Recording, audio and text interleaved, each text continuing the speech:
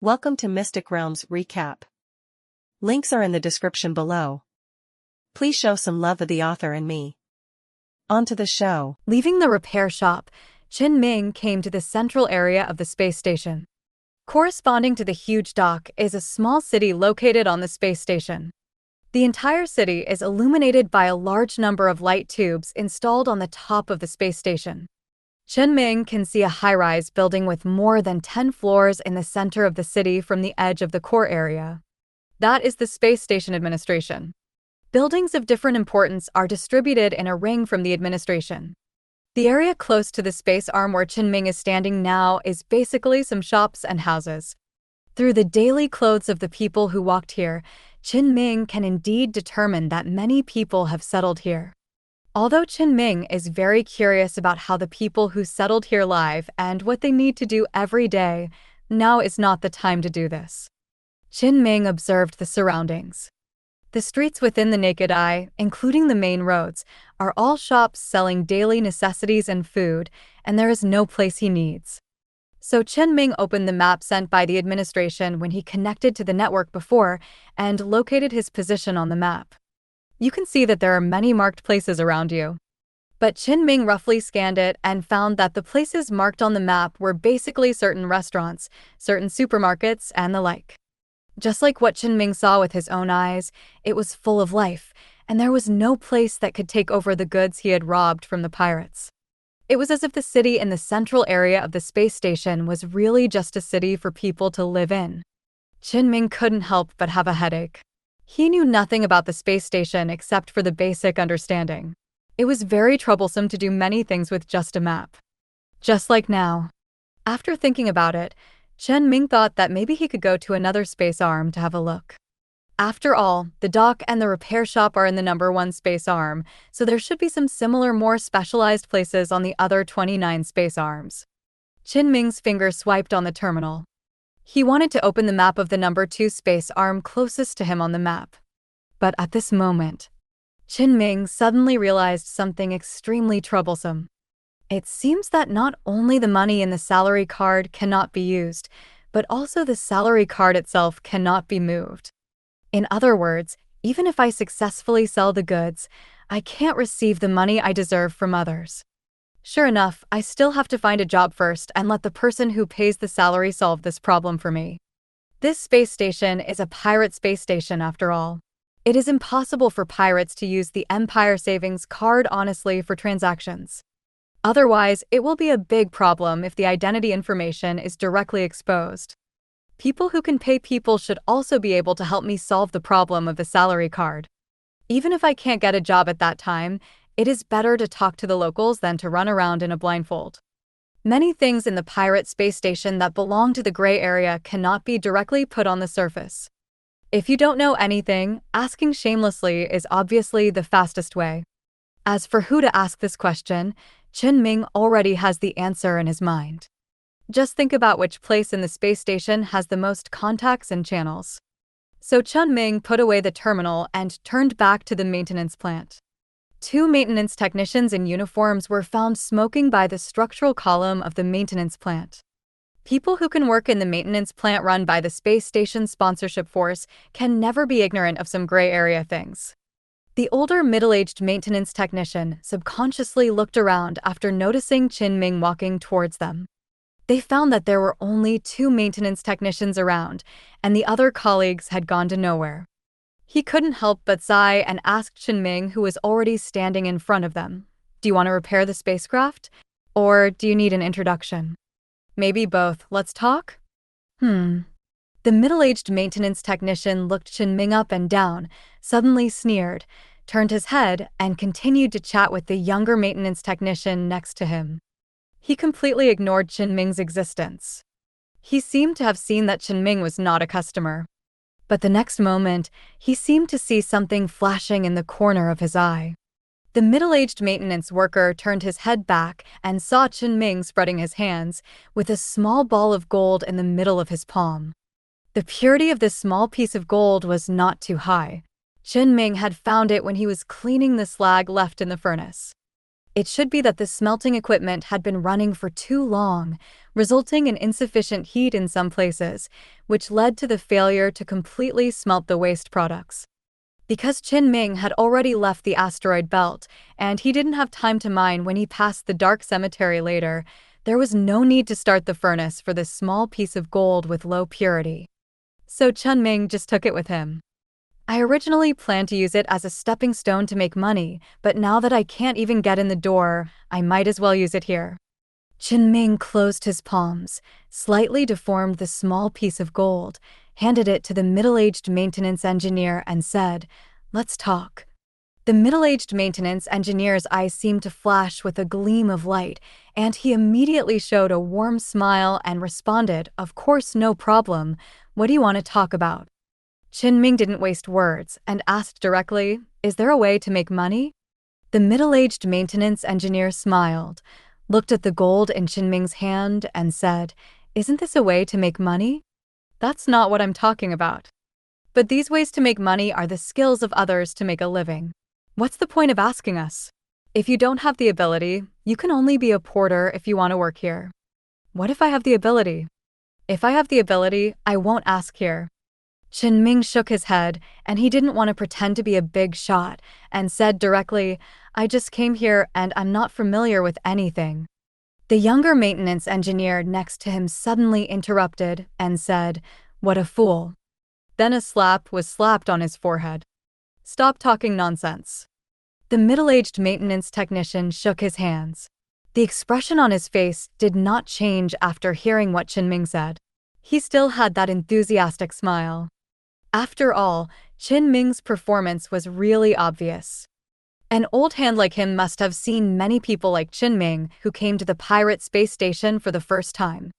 The middle-aged maintenance technician looked Chen Ming up and down, suddenly laughed twice and said, "Hey, you're interesting, follow me." As soon as the voice fell, he took the initiative to lead the way to the core area of the space station. Chen Ming did not refuse and followed him quickly. Seeing this, the young maintenance technician next to him did not plan to continue on duty and followed him. The middle-aged maintenance technician did not look back, but raised his hand and pointed at his feet and said, "The way to make money, to be honest, you should know that there are ways to make money everywhere when you come here. The key is that the money you make must have a way to flow into your stomach." Chen Ming's eyes lit up. This is what he needed. "Tell me more about it. Do you have a card that can collect money?" "No." "Look, this is troublesome. Even if you can make money, can you get the money?" Chen Ming did not speak. The maintenance technician suddenly turned around and smiled at Chen Ming. Although his face was still as enthusiastic as before, for some reason, Chen Ming seemed to see a hint of cunning. The middle-aged maintenance technician suddenly turned his head back and continued to lead Chen Ming to the number 2 space arm. Chen Ming followed the middle-aged maintenance worker into the number 2 space arm next to the dock. Compared with the city in the central area of the space station, this place is not as lifelike. There are large factories with various industrial facilities installed everywhere. The huge noise of various equipment running fills the space arm. I don't know what is being produced. Although there are not many people in this space arm, it is not a hidden corner, so there is no danger. However, Chen Ming's hand has been on the pistol at his waist. The middle-aged maintenance worker didn't know whether he didn't notice it or noticed it but didn't care. He quickly took Chen Ming to a small house in front of one of the factories. From the outside, it looks like a hardware store with various tools placed in it. When you walk in, you can clearly feel that the sound insulation of the small house is good. The boss sitting in front of the counter was alert as soon as he saw the middle-aged maintenance worker come in and asked, "Old Wu, what wind blew you here?" The middle-aged maintenance worker called Old Wu smiled. He reached out to pat Chen Ming on the shoulder, but Chen Ming dodged. Old Wu didn't care and said, "I'll pay for the card for this new guy." The boss was obviously familiar with Old Wu's style and asked in confusion, "Are you so kind?" "Don't worry about it." Old Wu choked the boss back and stretched out his hand to Chen Ming and said, "Give me the terminal. If you don't have one, buy a second-hand one. Tell me the name, by the way." Chen Ming handed over the doctor's terminal and gave a fake name, Mushui Kong. Old Wu took the terminal and looked at it. He only saw the scratched mark on the back of the terminal. He didn't say anything, took out the tools from his pocket and disassembled the terminal. Did you pull out the data card? Chen Ming didn't say anything and Old Wu didn't ask any more questions. He handed the terminal to the boss directly. The boss took the terminal and operated it behind the counter for a while, and soon handed back a new data storage card and the terminal, saying to Chen Ming, "Try it." Chen Ming inserted the storage card and turned on the terminal. Everything was working fine on the terminal. The personal files and savings cards that were originally unavailable due to the card removal could now be viewed. The personal files showed Mu Shuiking's personal information. The avatar was an ordinary person, so ordinary that he could not be seen in the crowd. The resume on the file looked like it was made up at random. He was just a civilian spaceship pilot from a marginal colony. Chen Ming looked at the terminal in his hand, then at Old Wu and the boss, and couldn't help asking, "Is this really useful?" Old Wu put his hand on the boss's shoulder again, patting him and saying, "You can use it at will in the marginal star field. As long as you are in the marginal star field, even if you go to the military outpost and are found to have problems, just give some money and you'll be fine. It's the same in the prosperous star field as long as you don't go to those important official and military places to commit suicide. If you don't believe it, go out and ask around. How many people in the entire space station are here?" Chen Ming turned his head and looked around the deserted shops and said, "I don't think there are many people here." Old Wu said as a matter of course, "This is nonsense. Why are you here after you have already applied for the card? And even though there aren't many people here now, you'll know in a few days." Chen Ming stared at Old Wu's face for a few seconds, and instead of continuing to struggle, he clicked on the savings card on the terminal and said, "Then this card.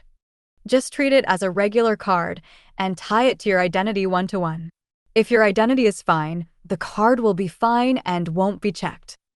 I left you 50 in the card. There are restaurants everywhere in the city. You'll know if you try it. If there's a problem, come find me. You know where I work, and everyone there knows that I'm Wu Ping'an, the boss of the repair shop." Chen Ming looked at Old Wu, who looked like he was not afraid of his own shadow. He really wanted to say that what they had just done didn't seem to be a good thing. However, Chen Ming still restrained this idea, put away the terminal, and prepared to try whether what Old Wu said was true. Even if he was cheated, he would only lose a piece of gold in the slag with a low gold content. "I had no idea when I first arrived, and I couldn't find any relevant information on the internet. I could only use this method to get myself formally started. It's okay to lose a little, since they are all things that I can't use anyway. That's it." Chen Ming threw the gold that he had been holding in his hand to Lao Wu and said, "But I remember that I didn't ask you to help me apply for a card at the beginning." Lao Wu quickly put the gold away, smiled, and said, "Hey, it's a matter of time. Even if I don't bring you here now, when you make money, you still have to come here to apply for a card. But since you want to make money, I'll tell you." Old Wu patted his pocket where Chen Ming had given him the gold and said, "Go to space arm number 13. There's a store that collects this kind of stuff, called Aryang Recycling. Tell me my name for a discount." Chen Ming wrote down the name, but continued, "Actually, I'd rather know if there's a way to make money at the repair shop." Old Wu stared at Chen Ming's opaque protective suit helmet with some disbelief and said, "Are you really capable? Then you have to ask our leader. He only comes to the repair shop every few days. I don't know where he is usually. If you want to find a job, go find him. It's useless to find me." Chen Ming nodded and turned to leave the hardware store. Shortly after Chen Ming left, the boss slapped away the hand that Lao Wu had placed on his shoulder and said to him, "I know why you are so generous. How much did you make? Hey, take a scale and have a look." The boss quickly took an electronic scale from the counter behind, looked at the reading of the gold that Lao Wu had put on it and said, "It's about 24 grams. For gold of this purity, we sell it for about 230 yuan per gram. It can be sold at a higher price elsewhere. About 5,000 or 6,000 yuan. Lao Wu's forehead was full of wrinkles squeezed out by his smile. He put the gold away and said, "I don't know where this kid came from. He is so generous." The boss glanced at the computer, then at the street outside and said, "The terminal he used just now is the one used by Shinda Company. It's an old model." He thought that he could just scrape off the company logo. A familiar person would know that it was the company's equipment. It can't be hidden at all. The young maintenance technician who had been quietly standing next to him suddenly asked, "Did he kill the company's people, or is he the company's?" Old Wu said to him a little unhappily, "It's none of my business, and it's none of your business. Maybe he picked this thing up? It's okay as long as he can make money. Even if he kills the company's boss, it has nothing to do with me." Old Wu shook the small ball of gold in his pocket again. This thing should be enough to cover his expenses for a while if he sells it later. However, the young maintenance technician had some other ideas and whispered, "Do you think he still has?" With a snap, Old Wu slapped him on the forehead. "Have you forgotten the rules? From the dock space arm number 1 to number 20, all are prohibited from conflict so as not to scare people away.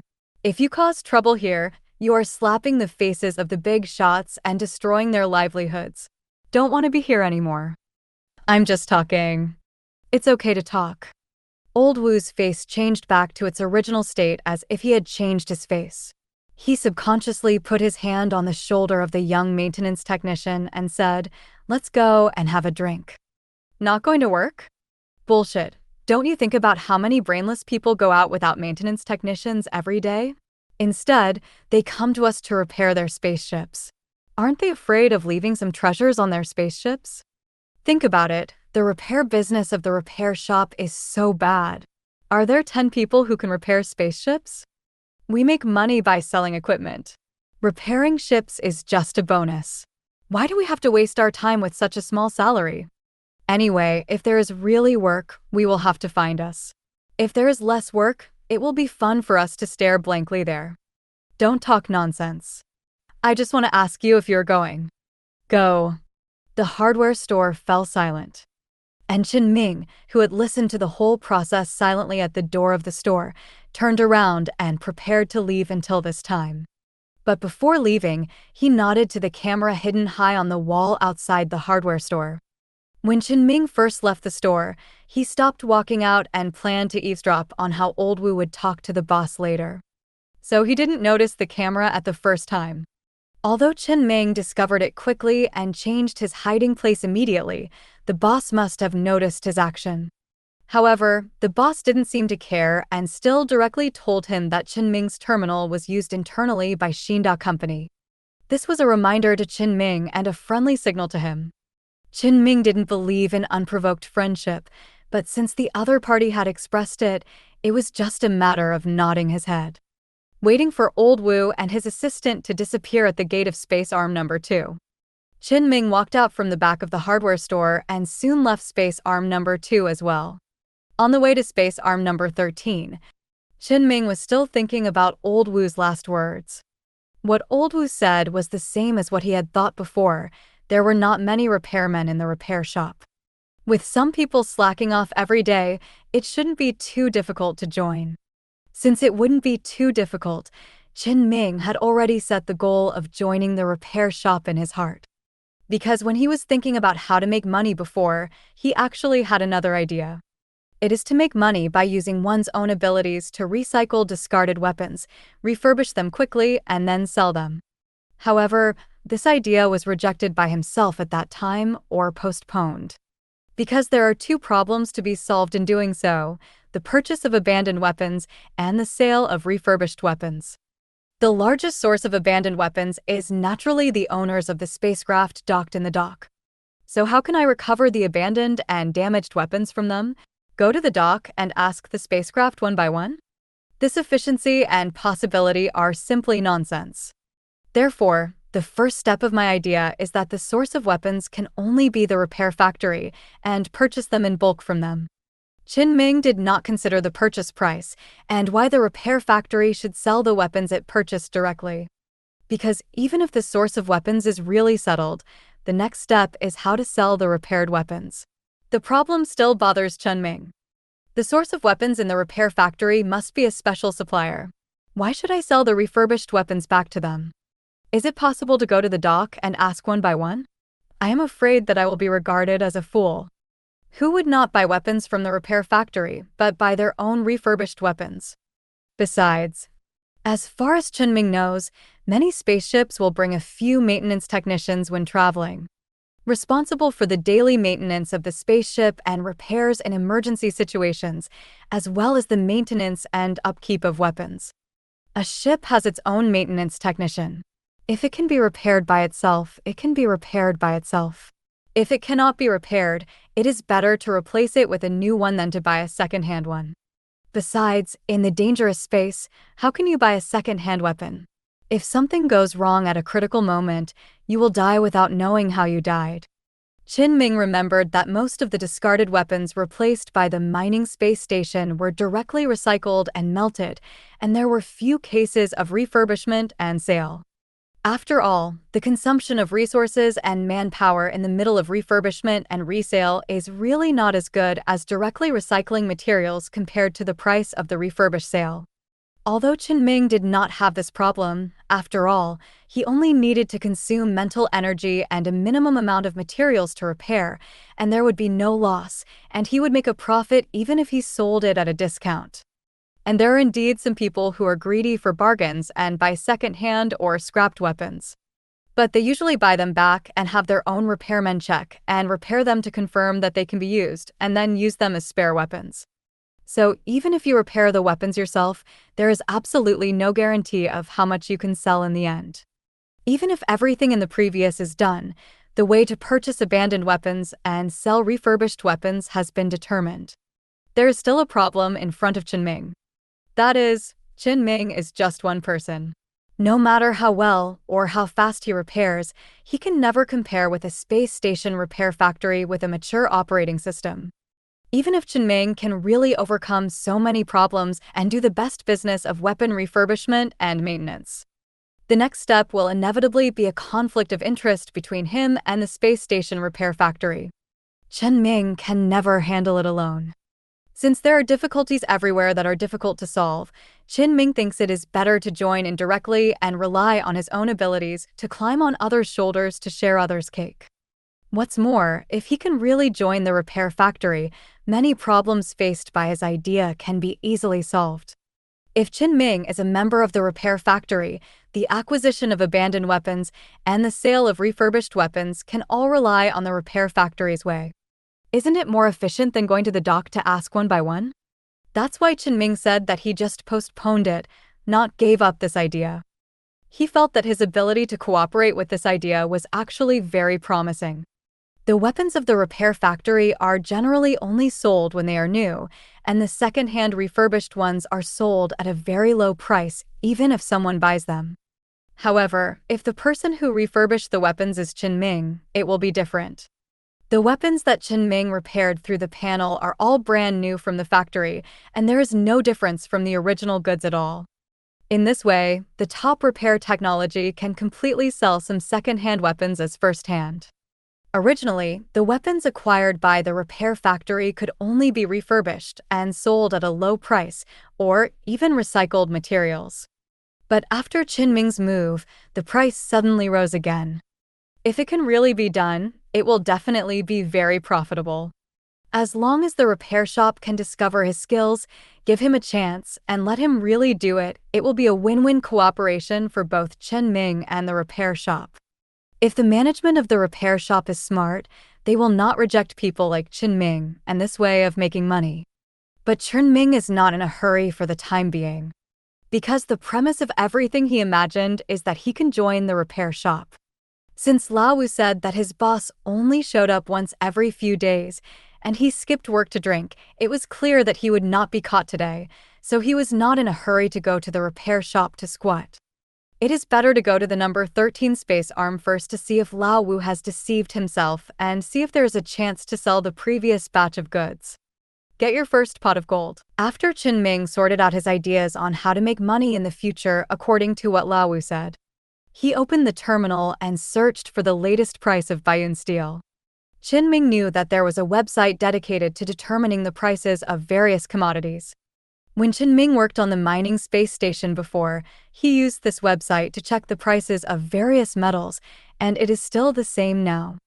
The best thing about this website is that the prices displayed on the website are not based on the official prices, because the prices of many commodities will fluctuate to varying degrees depending on the geographical location. For example, Bayun steel, a high-grade metal that comes mostly from the mechanical race, has a different price in the marginal star field and in the prosperous star field. And the creator of the website seems to have a relatively big relationship behind it. The prices of most commodities in all galaxies inhabited by humans in the entire human empire are all determined based on the latest recorded transactions in the local area. It is precisely because of this that this website is very suitable for caravans and other people who need to deal with commodities frequently. Therefore, this website has been alive for many years.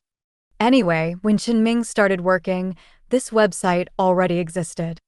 Although the pirate space station is not displayed on the website, Chen Ming can confirm the approximate price of Bayun steel by looking at the nearby galaxies, that is, the galaxies of the military outpost. Soon, the price trend chart of Bayun steel was displayed on the terminal. The curve tilted upwards showed that the price of Bayun steel had indeed risen. It just confirmed what the pirate said before, that the number of mechanical races had decreased. In this case, Chen Ming was not greedy. When the time came, he would keep the parts needed to maintain the spacecraft, and the remaining Bayun steel could be sold. Chen Ming also checked the price of sky steel. The price of this thing seemed to fluctuate a bit at the military outpost, and it was cheaper than other places. So Chen Ming did not plan to sell sky steel for the time being. After all, this thing was the most core material required for the hyperspace channel system. The technology of the hyperspace channel system has long been made public. Chen Ming can even buy the materials required for the hyperspace channel system at the space station and make it himself. It is definitely much more cost-effective than buying the finished product directly. Although Chen Ming is still a little unsure whether he should continue to drive the iron or find a way to change to a spaceship with a hyperspace channel system, it is always better to prepare first. So Chen Ming continued to check the prices of several things he was interested in, and after having a general understanding, he closed the website. Huh? What is this? Just when the website was closed, Chen Ming suddenly found that there seemed to be something more on the terminal. A program that he had never seen appeared inexplicably on the terminal interface. Is it the one that came with the data card just now? Chen Ming was a little confused and opened the program. Then, an interface with various sections like a forum popped up. The name Mushui Kong was displayed in the upper right corner of the interface. This seems to be an internal program of the pirate space station. Chen Ming clicked on several sections and took a look. It was found that this program seemed to be a platform for people who had fake identities to communicate with each other and publish task rewards. However, Chen Ming only took a general look at it now and did not study it carefully. Because the horizontal elevator he was riding had stopped at this time, in front of him was the door of Space Arm number 13. Waves of heat were constantly pouring out from Space Arm number 13. Even through the protective suit, Chen Ming could feel the obvious temperature rise. Chen Ming turned off the internal program of the pirate space station, opened the previous map, and walked into Space Arm number 13. The program was already on the terminal and would not run, so he had to go in and see if the store that Lao Wu mentioned could buy his things as he said. Space Arm number 13 is similar to Space Arm number 2, both of which are industrial areas with many factories. However, the industrial equipment in the factories here is different from that in Space Arm number 2. Chen Ming had seen that Space Arm number 2 seemed to be industrial equipment for producing weapons in conjunction with the repair factory next door, while the ones here seemed to be industrial equipment related to smelting and metals. The space station seems to be able to form a complete industrial chain relying on these different equipment. This is good news for Chen Ming. After all, he has decided to join the repair factory, so the space station behind the repair factory should be as perfect as possible. Chen Ming took the elevator again. He searched for the Aryang recycling, mentioned by Lao Wu on the map.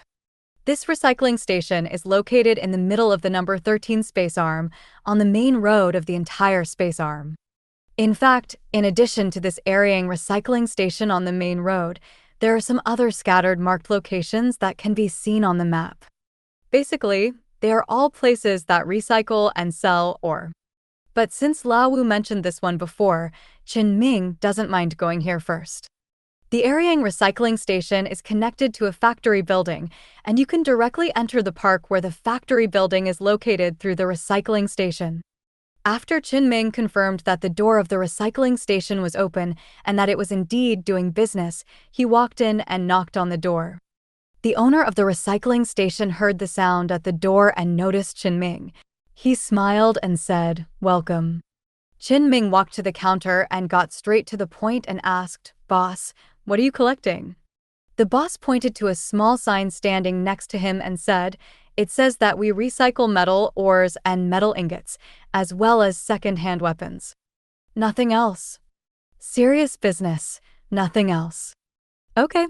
Chen Ming took out a small piece of Baiyun steel ingot that he had cut off before getting off the ship, put it on the table and asked, "Will you take this?" The boss picked up the small piece of Baiyun steel, looked at it and asked, "Did you just kill the mechanical race?" "Yes." "How many?"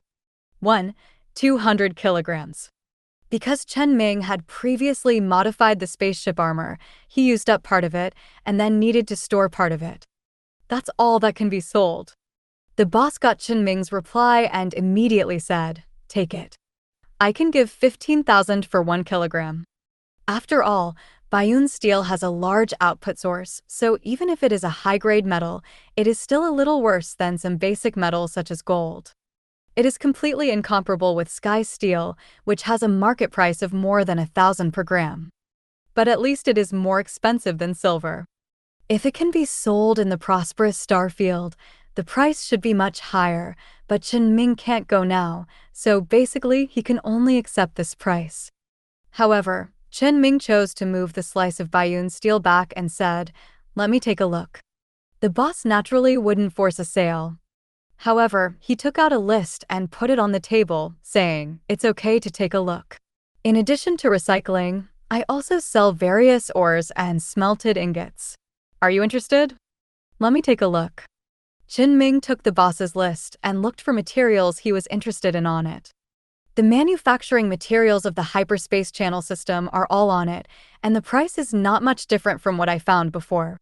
The boss also said very appropriately, "If you sell things here, I can give you a 96% discount on the purchase." Chen Ming was indeed a little tempted. But he was still not in a hurry to make a deal directly.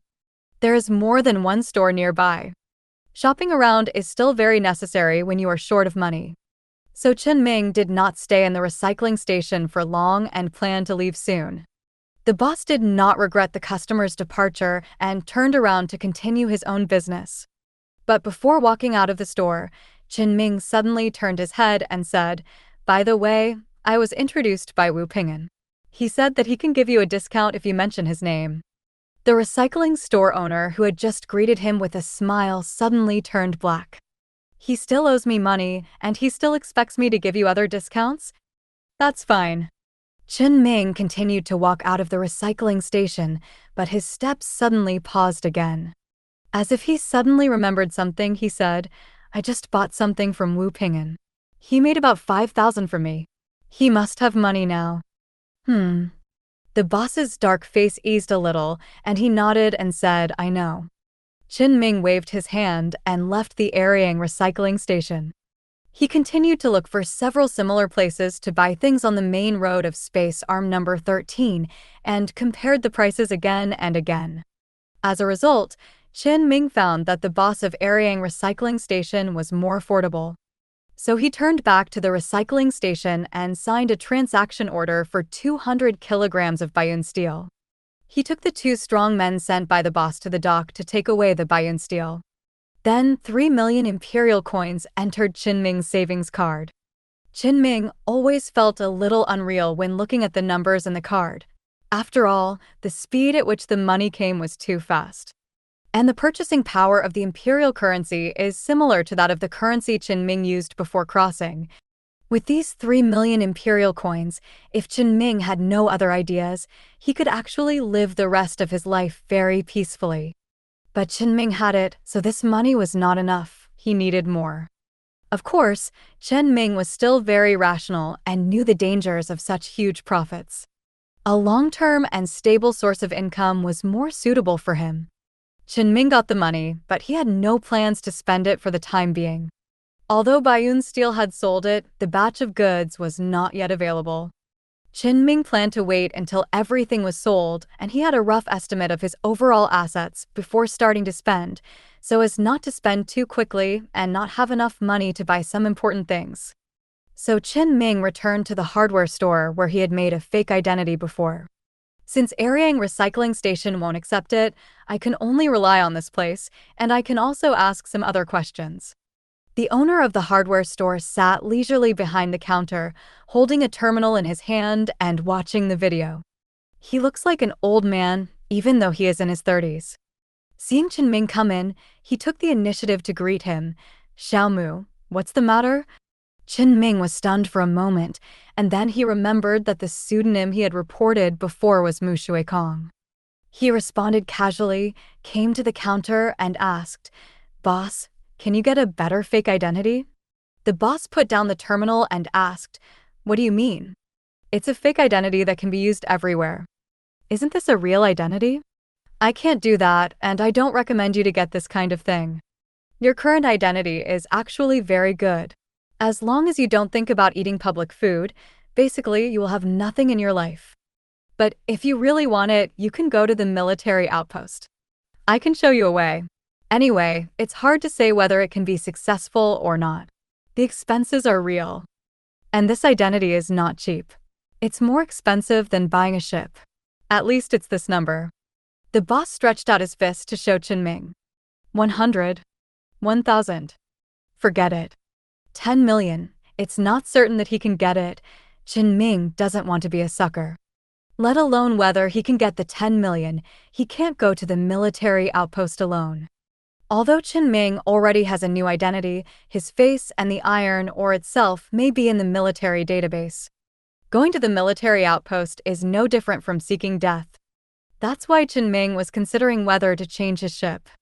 But whether to change or not has its pros and cons, so he was a little entangled. Forget it, let's think about it later. I won't leave the space station in the short term. This period of time is enough for me to think about it carefully. Chen Ming no longer thinks about anything else and focuses on the present. But he suddenly thought of something at this time and asked, "By the way, boss, how much does it cost to get an identity here normally?" The boss focused on the terminal in his hand at this time and said without raising his head, 2,000, plus a terminal for 3,000. So cheap? Old Wu is a bit black. The boss shrugged and said nothing. Forget it, it's not a big problem. If you get cheated, you get cheated. It would be better to say that Old Wu is actually pretty good.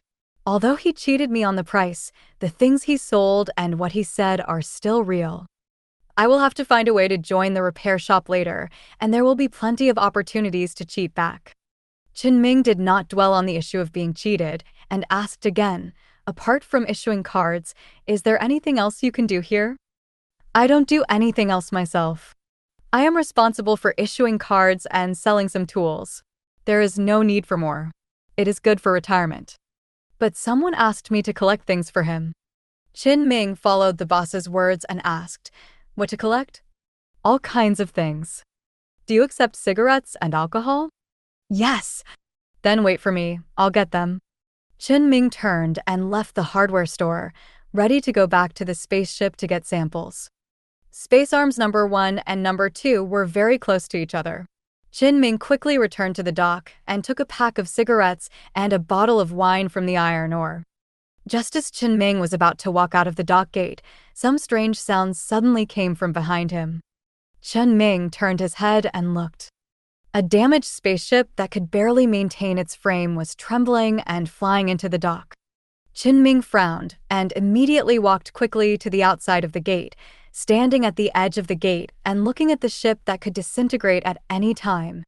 The spaceship was swaying towards the dock, and it was about to stabilize. But when it was only a dozen meters away from the dock, it suddenly accelerated and crashed into the dock. The spaceship was instantly engulfed in flames. A piercing alarm sounded in the dock. The impact of the explosion affected several nearby ships. Chen Ming immediately hid outside the gate, and after the explosion ended, he poked his head out from behind the wall again. At the location where the spaceship hit, only billowing smoke could be seen. It was impossible to see the specific damage to the dock. However, the casualties should not be many. Chen Ming just saw that when the spaceship was about to approach, the people nearby basically realized that something was wrong and avoided it. It seemed that only one unlucky guy happened to get off the boat next to him, and no one knew if he was dead or not. Just as Chen Ming was observing the situation in the dock, many drones with dazzling lights suddenly flew out from under the dock, isolated the area where the spacecraft exploded, and began to put out the fire. The alarm just now also attracted many people from other places to watch the excitement, making the dock, which was originally a little deserted, suddenly lively. Of course, no one dared to stand too close to the ship in the dock.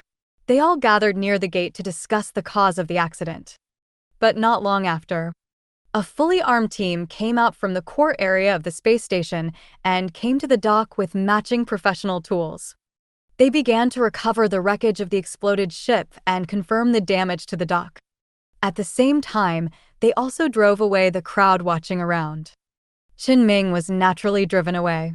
The dock was temporarily closed and could not be entered. However, Chen Ming had heard some possible news from other people before these people came. The ship became like this, which seems to be related to the afterglow in the crowd watching the spaceship collision before. Some people concluded that the culprit of this situation was Yu Hui based on the damage to the exterior of the spaceship when it was still running. In fact, Chen Ming could roughly see it. After all, the spaceship was full of traces of high-temperature burning and melting, as well as damage caused by laser sweeping and piercing. It was the obvious sign of the energy weapons commonly used by Yu Hui's ships. However, Chen Ming did not think of Yu Hui at first, and only thought that it was the scar left after the fight with other people with energy weapons. Because the state of the spaceship was not enough to support it to sail in the hyperspace channel. The encounter that caused this ship to become like this must have happened inside the galaxy. So Chen Ming thought it was most likely a conflict with other people. But someone in the crowd mentioned Yu Hui, who has been active in this marginal star field recently. And this statement was immediately recognized by others. Almost everyone had no objection to Yu Hui's appearance in the galaxy. It was as if this matter had been recognized, and Chen Ming was the only one who didn't know. Chen Ming, who had just arrived, naturally chose to believe the words of those who ran around in dangerous star fields every day. After all, no one would not take their life seriously unless they had nothing. But most of the people in the dock had their own ships, so they could not be considered to have nothing. So Chen Ming would rather believe what they said and their experience. That was all that could be seen from the spacecraft.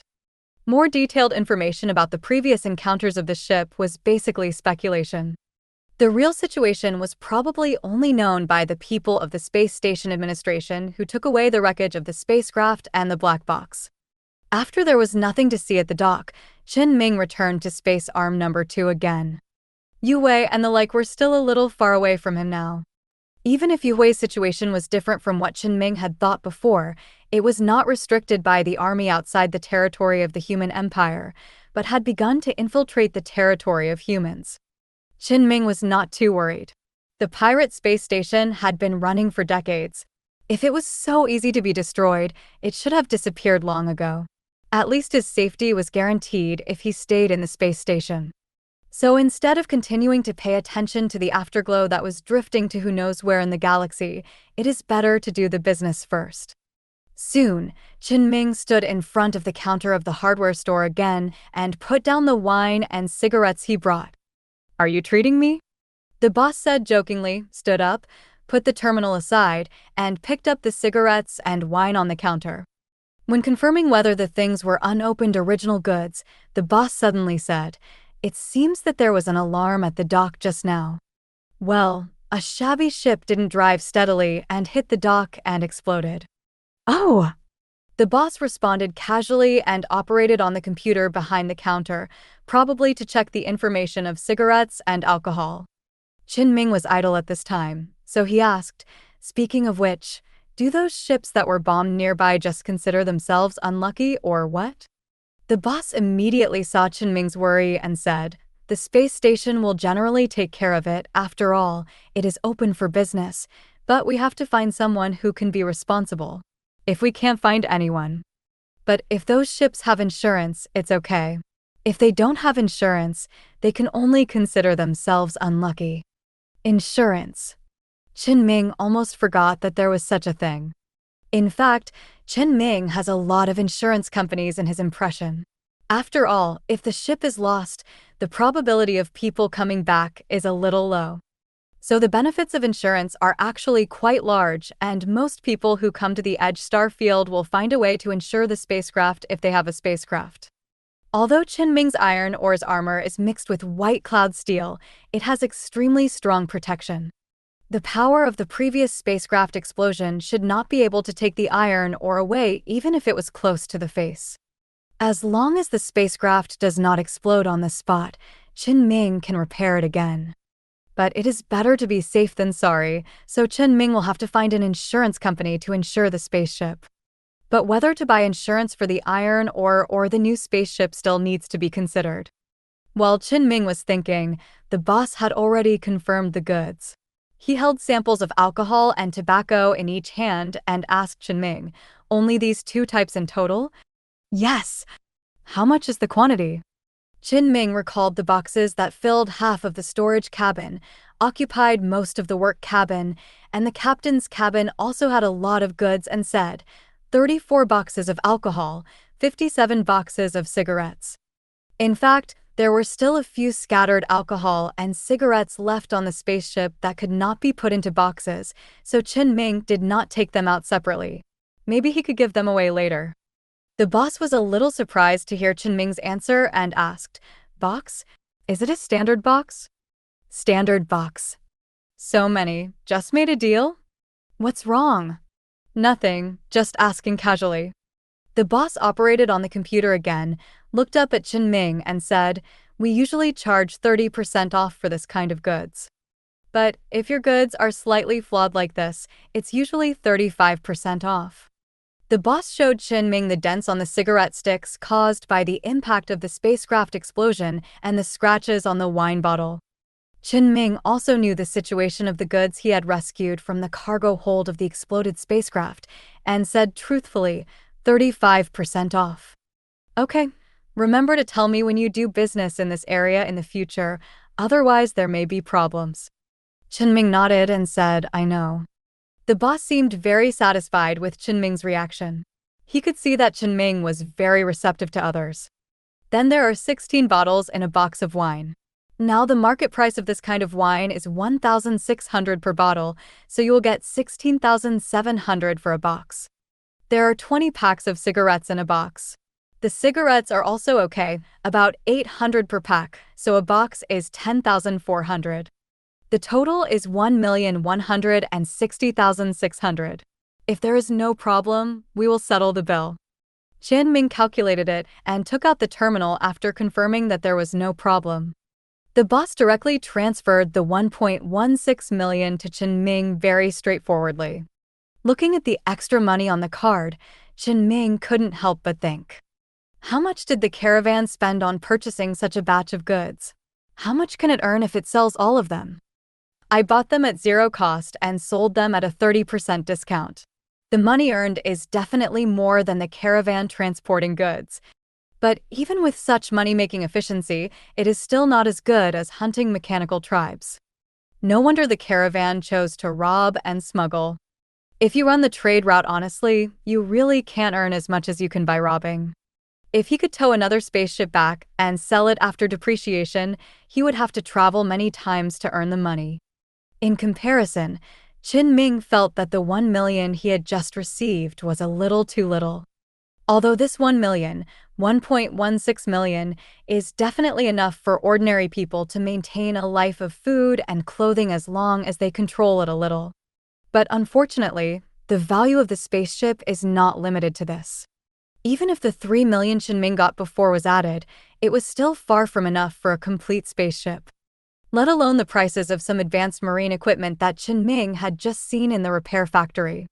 Even if it was just an ordinary mining ship with only the most basic equipment, its price would start at 5 million at the lowest, and the price of a 2,000-ton ship like the Iron Ore would only be higher. A most ordinary civilian ship could empty itself out, so this little money was really nothing. And this was one of the reasons why Chen Ming had been struggling to change the ship. Chen Ming sighed silently, and he was still some distance away from achieving his goal. However, Chen Ming soon cheered up again. He had already completed the goal of returning to the human world alive from Raymer. Then he was also capable of completing the task of going from the pirate space station in the marginal star field to the prosperous star field. Chen Ming reaffirmed his determination again and raised his head from the terminal. Then he found that the boss sat back in his rocking chair, holding the terminal and watching the video. Boss, when will you come to pick up the goods? The boss finished the transaction and lay down again. He waved his hand casually at Chen Ming and said, "Don't worry, I have to tell the receiver first, it may take 2 days. Anyway, I have your communication code. When the time comes, send a message to arrange a time, and I will ask someone to find you." Chen Ming hesitated at this time and asked, "Aren't you afraid that I will default on my debt later?" The boss casually pointed outside the store and said, "Look outside." Chen Ming looked over as the boss said. From this angle, he could see the heavy industrial equipment for manufacturing weapons in operation in the factory outside. Moreover, Chen Ming had just looked at the map. Unlike the one in Space Arm number 13, the boss's hardware store was the only marked location on the map of Space Arm number 2. Chen Ming turned his head back and looked at the boss sitting leisurely in the store. He knew what was going on. What this situation meant was self-evident. Chen Ming nodded silently and left the hardware store. He went directly to the city in the core area of the space station. The first thing to do after having money is to purchase supplies. And the city is a place for people to live. All the things needed for human life can definitely be bought in the city. Chen Ming looked at the marks on the map one by one. He found that most of the stores could deliver goods directly to the ship, which saved him a lot of trouble. He could start purchasing directly with confidence. The first and most important thing is food. It is always right to stock up for half a year. And the food packaged by modern technology is always easier to store than the food grown and hunted by yourself. The space in the refrigerator can also be better utilized. In addition to food, Chen Ming also needs to stockpile various daily necessities and some emergency items for spacecraft. For example, foam tanks for emergency sealing of the gap in the spacecraft, trigger-type foam fire extinguishers that can immediately spray fire-extinguishing foam around when sensing flames, etc. In addition, Chen Ming also needs to prepare other medicines needed to deal with various diseases and emergencies. Although Chen Ming has not been sick, the herbs in the planting cabin have been planted.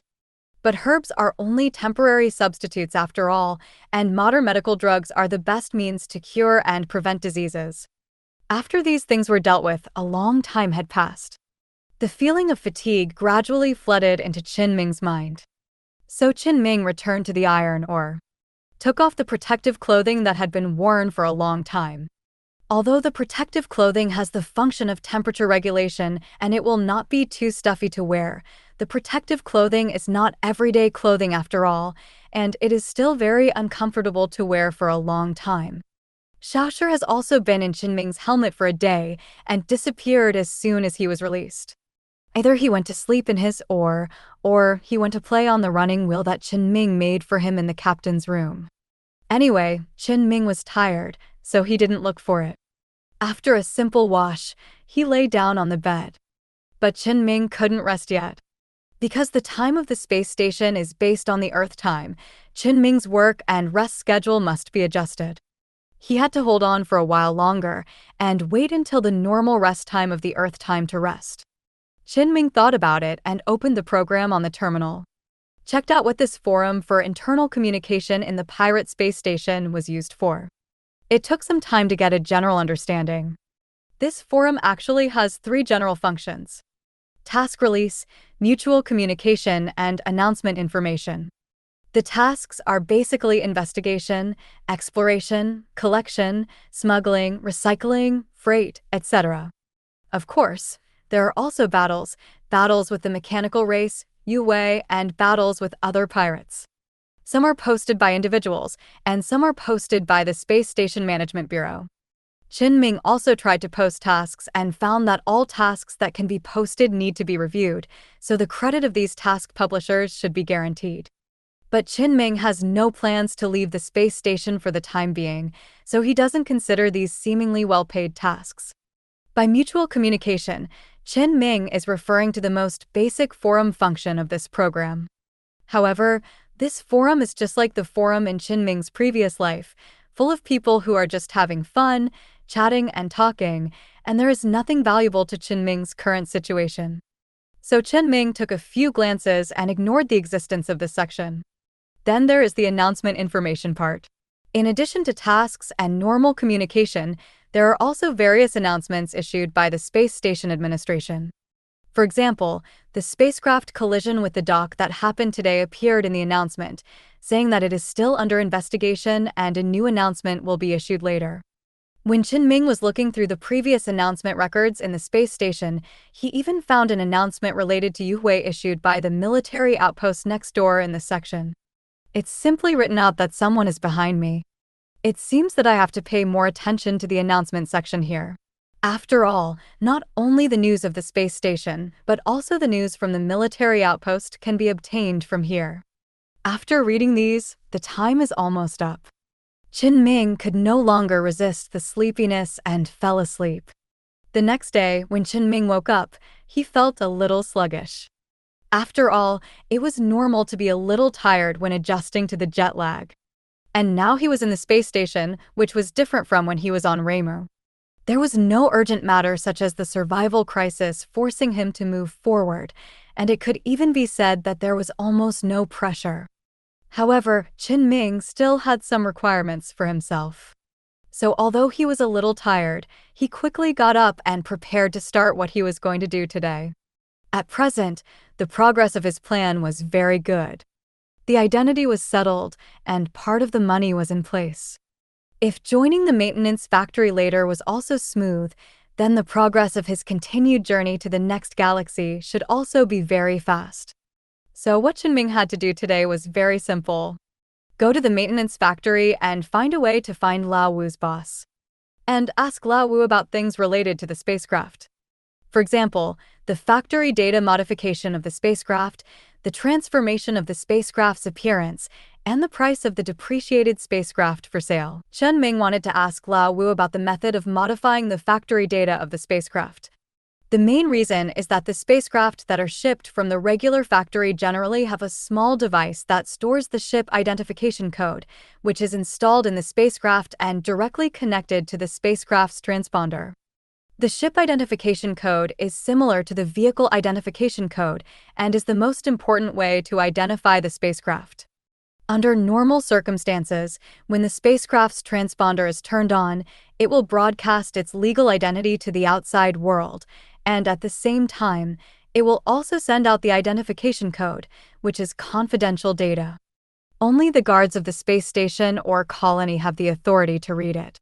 It is used to quickly determine the situation of the spacecraft and the identity of the driver when illegal acts are discovered. If it is in the galaxy where the regular space station and the colony are located, the transponder must be turned on throughout the process, otherwise there will be a patrol ship to investigate immediately. Even if the transponder is not turned on, they have the ability to forcibly read the spacecraft data through professional technology. This is the professional ship electronic warfare aspect.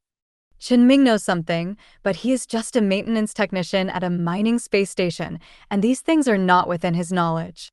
Therefore, although Chen Ming knew how to erase the identification code, he still couldn't do such things as making a fake ship identification code.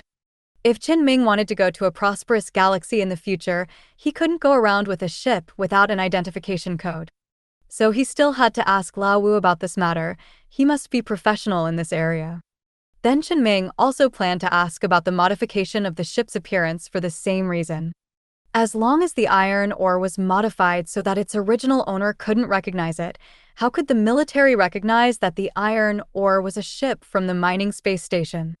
If it weren't for Chen Ming not seeing the option of appearance modification, Chen Ming would have started to think of a way to solve it long ago, and there would be no need to ask Lao Wu whether the equipment of the repair shop could be rented. Of course, Chen Ming also knew that there were many ships of the same model and appearance, and the appearance could only be used as a reference and could not be used as decisive evidence of identity. But Chen Ming thought it would be better to avoid this aspect if possible. In short, as long as these two aspects were dealt with. If both the identification code and the appearance had undergone huge changes, the iron ore would no longer be the iron ore. The probability that the military will find him by following the spaceship is very small. As for the price of the third depreciated spaceship that Chen Ming wants to ask Lao Wu. This is the second-hand preparation that Chen Ming intends to make. Although the probability of the iron ore being discovered is small, it is not zero. Once there is any sign that someone has tracked the iron ore, Chen Ming will have to change the ship and run away. But the price of a new spaceship is obviously unaffordable for Chen Ming. Therefore, a second-hand discounted spaceship is very suitable for his current situation. Chen Ming has no moral cleanliness and does not mind whether there have been deaths on the spaceship or whether the spaceship is robbed. Anyway, his maintenance function can make any spaceship go directly from battle scars to brand new, and the difference cannot be seen at all. Although the depreciated spaceship is not as unpopular as the depreciated weapons, the price will not drop too much, but at least for Chen Ming, it is more cost-effective than buying a new spaceship at the original price. However, this plan is actually a bit unstable. Because Chen Ming temporarily plans to stay in the pirate space station for about 1 to 2 years. If he can't make enough money during this period, this idea will be realized in the next galaxy. Although Chen Ming wanted to stay for a while, he would have to take off his protective suit and show his face. It was only a matter of time. And the space station and the military outpost must have some connection. So the longer he stayed in the pirate space station, the more likely his face would appear in the impression of more people, and the more likely his identity would be exposed. To be on the safe side, he couldn't stay in any galaxy close to the military outpost for too long, lest someone really discovered his situation. While Chen Ming was thinking about things, the elevator had arrived at the gate of the dock. The maintenance plant was in sight. As soon as Chen Ming entered the maintenance plant, he saw 4 or 5 maintenance technicians coming in from the core city of the space station. They seemed to have just come to work. But Chen Ming didn't see Lao Wu inside. And Chen Ming looked around the maintenance plant, but didn't find Lao Wu, who was lazy in any corner. So Chen Ming went straight to a maintenance technician on duty at the repair shop and asked him with the same disdainful look as old Wu did yesterday, "I'm looking for Wu Ping'an. Is he here?" The maintenance technician looked at Chen Ming with some surprise and replied, "Wu Ping'an disappeared last night, and I can't contact him. Do you know him?" "I know him." Before Chen Ming finished the second half of his sentence, he found that the maintenance technician in front of him seemed to see something behind him. His face suddenly changed, and he seemed a little nervous. Chen Ming immediately turned his head and saw a person wearing the same maintenance technician's work clothes, but with a different temperament from ordinary maintenance technicians, walking towards him.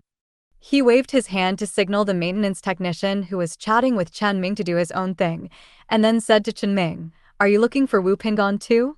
If you see him, please tell him. There are a lot of jobs waiting for him in the factory. Tell him to come quickly." Chen Ming immediately realized who this person was. It must be Lao Wu's boss, the director of the maintenance factory.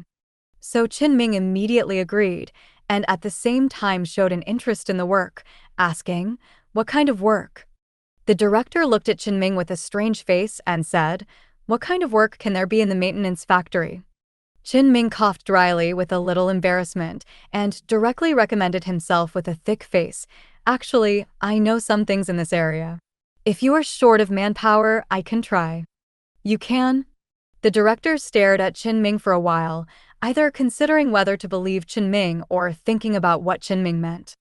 Just when Chen Ming was wondering if he was too direct, a maintenance technician following the director suddenly whispered to him, Chen Ming barely heard him say the words yesterday and left together. The factory director's expression changed slightly, and he observed Chen Ming seriously. But under the protection of the protective suit, he could only roughly see that Chen Ming was a young man and knew nothing else. It was not known whether it was because he heard from his subordinates that Chen Ming knew Lao Wu. He did not refuse directly, but took out the terminal and called up several photos of the spacecraft during maintenance. He pointed at a photo of the engine maintenance and asked, "What's the problem with this place?" Chen Ming took a look and gave a direct answer. The explosion impact damage, and the aging of the line caused a short circuit. It can be repaired by replacing the line and the splint, but the engine as a whole seems to have some problems. It's a refurbished product, so it has to be replaced, otherwise it will go wrong sooner or later. The factory director swiped his finger, changed the photo, and continued to ask, "What about this?" The second photo he changed was the bridge control panel. The outer operating panel had been removed, revealing the extremely complex electronic components and circuits inside. And these electronic components and circuits were already broken into a mess, and it was a headache just to look at them. Chen Ming almost said, "I suggest throwing it away and replacing it with a new one," but fortunately he controlled himself. He carefully looked at the various types of damage on it and began to answer the methods of repairing the control panel one by one. In the end, Chen Ming couldn't help but say, "Since this control panel is so broken, it's better to replace it with a new one." The expression of Old Wu's boss was always flat and did not change. It was not until Chen Ming finished speaking that he showed some satisfaction. At least he had an understanding of Chen Ming's knowledge reserves and knew that Chen Ming must have studied this knowledge specifically. There would be no problem in temporarily replacing Old Wu. "Come with me." The factory director did not make it difficult for Chen Ming and took him directly to the depths of the repair factory. "Since you want to find a job, then help others first. One maintenance task will be divided into 15%. Whether you can continue to work later depends on the situation." Chen Ming was slightly stunned, not because the treatment was too bad, but because the treatment was too good. For this kind of piece-rate maintenance task, generally speaking, the maintenance worker takes half and the maintenance factory takes half. Chen Ming, a helper, can get nearly half of the salary of the main maintenance engineer. To be honest, this treatment is a bit exaggerated. You have to know that I am a person who suddenly came out of nowhere to find a job. It is good enough that others did not drive me away, and they also gave me such a good treatment. It really made Chen Ming a little unbelievable. Could it be because of Lao Wu's face? Chen Ming's mind was full of doubts, but since he took the initiative to bring it up, he had to at least go and take a look. The factory director quickly took Chen Ming into the depths of the maintenance plant, a place for repairing spacecraft separated from the external area where various tradable spacecraft equipment were displayed. There's a passage on the side of this area close to the dock, and the spacecraft that needs repair will enter from here. The ships waiting for repair here are different from the ships docked at the berth. They are all suspended in the air. It seems that the position where the spacecraft is repaired is not affected by the space station's simulated gravity system. When Chen Ming came in, he could see that many spacecraft were being repaired, but they were not repaired by the staff of the maintenance plant, but by the crew of the spacecraft themselves. They just borrowed the equipment from the repair factory. It seems that there is no need to ask Old Wu about the modification of the spacecraft. If others can rent the repair equipment, then he can do the same. The factory director did not stop at the door and continued to take Chen Ming to a repairman who was sorting tools. The repairman had a shaved head and looked to be in his 30s or 40s. When he saw someone coming, he immediately stood up and respectfully called out, "Factory director." The factory manager nodded and said, "Old Wu skipped work again. This guy is someone Old Wu knows and has some skills. He will help you first. If you have any questions, come to me later. I have to go find Old Wu now." "Okay." After the bald repairman agreed, the factory manager left Chen Ming here and quickly disappeared on the road he came from. The bald repairman seemed to relax a little. He took the tools and called Chen Ming to the side of a spaceship to be repaired. He pointed to a device next to him and said, Put the terminal here and plug in that line. There was already a terminal on this device, and a data line connected to the device was plugged in. Chen Ming did as he was told. After the terminal was loaded for a while, a count of 1 and a panel introducing the requirements of the maintenance task appeared. Chen Ming did not rush to look at the task, but turned his head to look at the spaceship first. This spaceship was not a civilian spaceship, but an armed frigate called Sentinel class. Like the Expedition class, the Sentinel class is a ship that is more suitable for caravan escort. Compared with the Expedition class, the Sentinel class has thinner armor, lower overall mass, and stronger maneuverability. With 2 small load points and a more special missile mounting point, it has a different focus from the Expedition class in terms of combat. Many large caravans will choose to mix the Expedition class and the Sentinel class when choosing frigates to adapt to different combat environments. The Sentinel class in front of Chen Ming was severely damaged, with almost all the engine and rear armor damaged, and it looked like it was destroyed. Or to put it more clearly, this ship is the pirate's spoils of war. After seeing enough, Chen Ming looked at the terminal again. The maintenance requirements of the customer of the ship shown on the terminal are very low. Only the minimum repair and maintenance is required to ensure the normal operation of the ship, and it is enough to start the hyperspace channel system and weapon system. Such requirements are in line with Chen Ming's stereotype of some pirates. Seeing that Chen Ming had finished reading, the bald maintenance technician continued to call Chen Ming to his side. At the same time, he pointed to the equipment that could assist in moving in a zero-gravity environment and said to Chen Ming, "Come on, put on that and follow me. We'll go inside the spacecraft." Chen Ming was quite familiar with this kind of equipment. He put on the protective suit and put the equipment on without help. The light protective suit did not affect the wearing of the equipment. Chen Ming quickly got ready and stood next to the bald maintenance technician. Seeing Chen Ming like this, the bald maintenance technician couldn't help but ask, "We are in the space station, you wear this to work?" Chen Ming moved a little, and after making sure that this would not affect the movement, he said, "I'm used to it." The bald man didn't say much anyway, it wasn't him who was uncomfortable. After leaving a sentence, "Whatever you want," he took a step forward and walked into the zero-gravity area. With the help of the equipment, he soon stood at the hatch on the starboard side of the spacecraft that looked like it had signs of violent damage. The bald repairman went in, and Chen Ming followed him into the zero-gravity area. With the help of the equipment, he approached the damaged spaceship. But when Chen Ming touched the spaceship, he froze in his tracks. 2 lines of words appeared in his mind, just like when he first touched the iron or "New spaceship signal detected, whether to change the brain control signal connection. Current number of connected spaceships, 1/1. Chen Ming almost wanted to choose yes at this moment. But before doing so, Chen Ming still controlled this thought. The reason is also very simple. Although there should be no limit on the number of times to change the spaceship connected to the brain control signal, it may consume mental energy to change the connected spaceship. Chen Ming is still in the repair factory and still working. Most of the things Chen Ming does through the panel require mental energy. To try the new functions of his ability, at least he has to wait until he is free. But having said that, Chen Ming's thoughts in his mind are growing uncontrollably.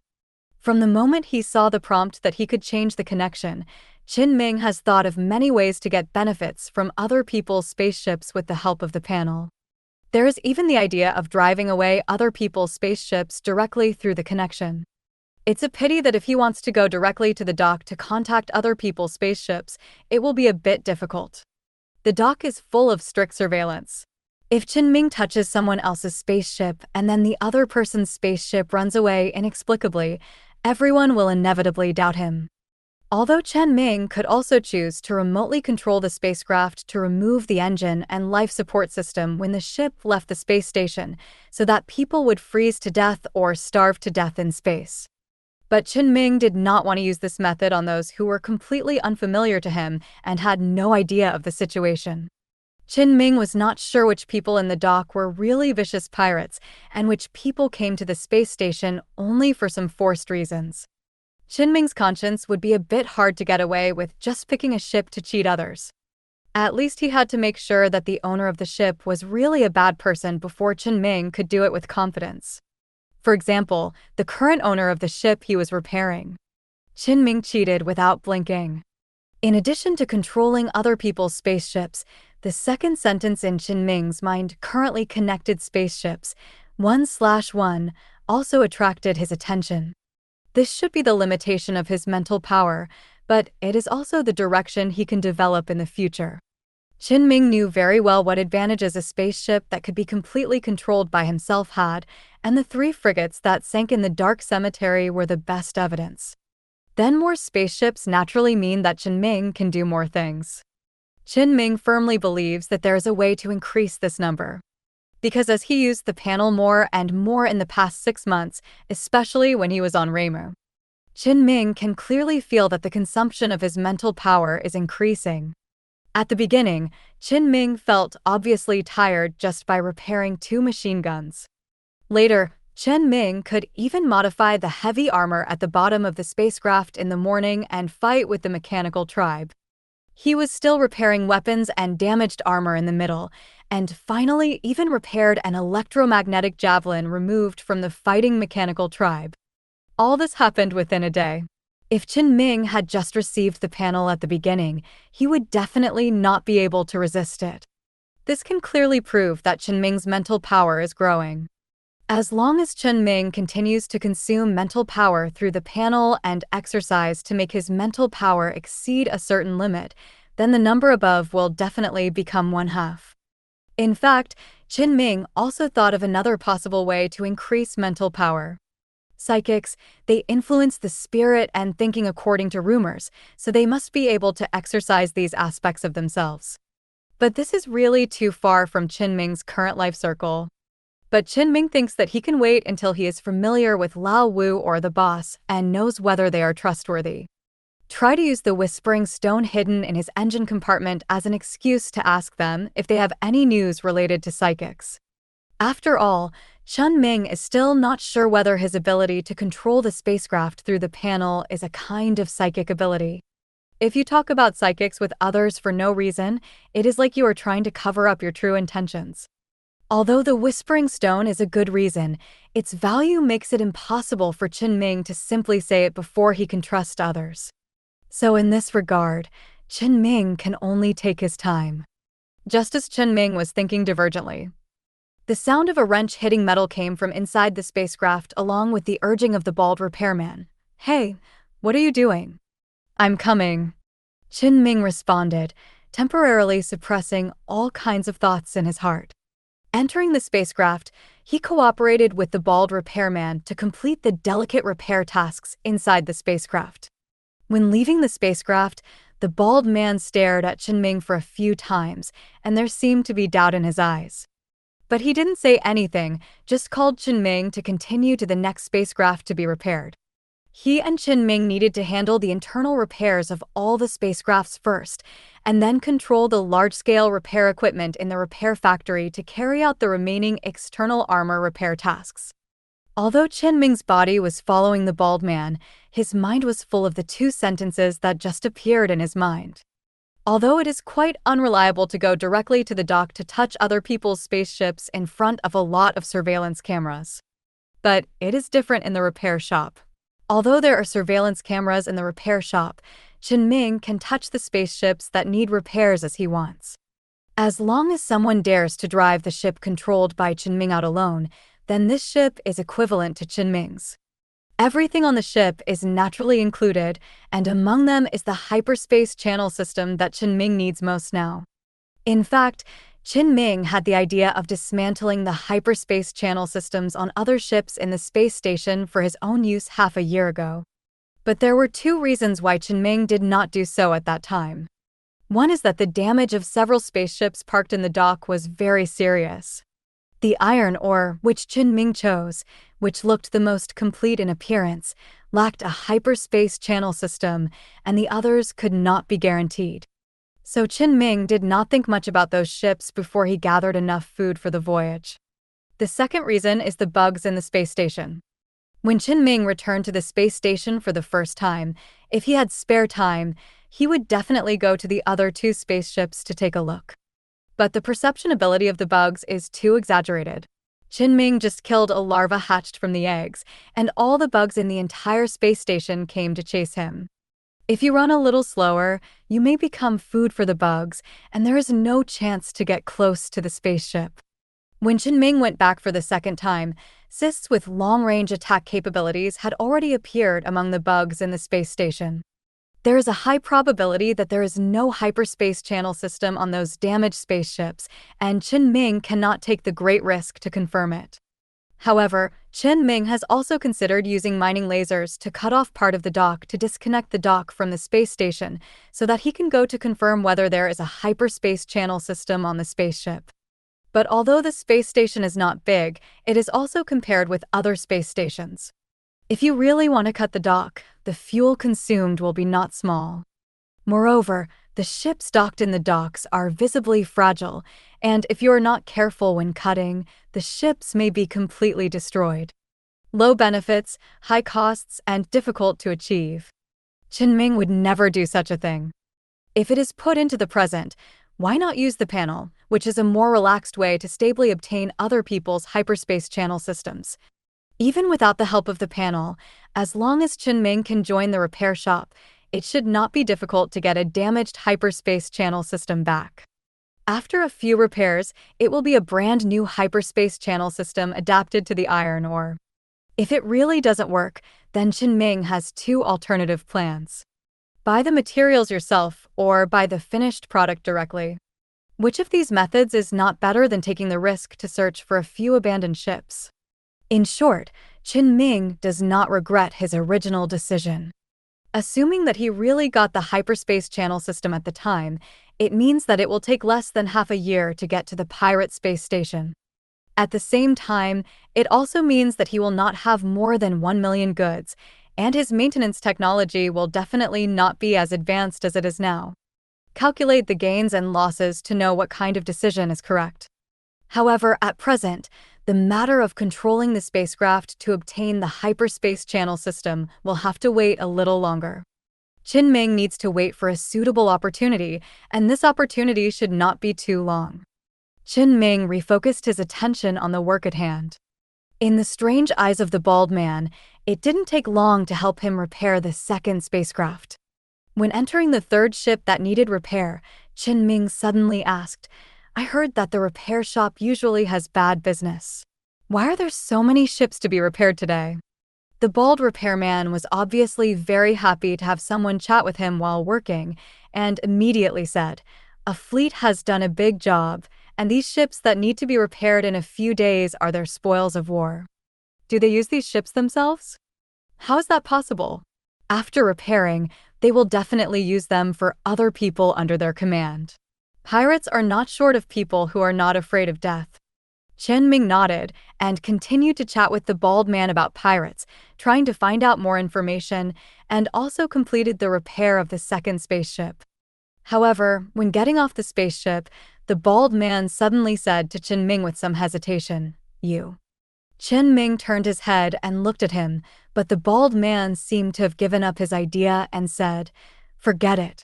It's okay." Chen Ming knew the reason very well.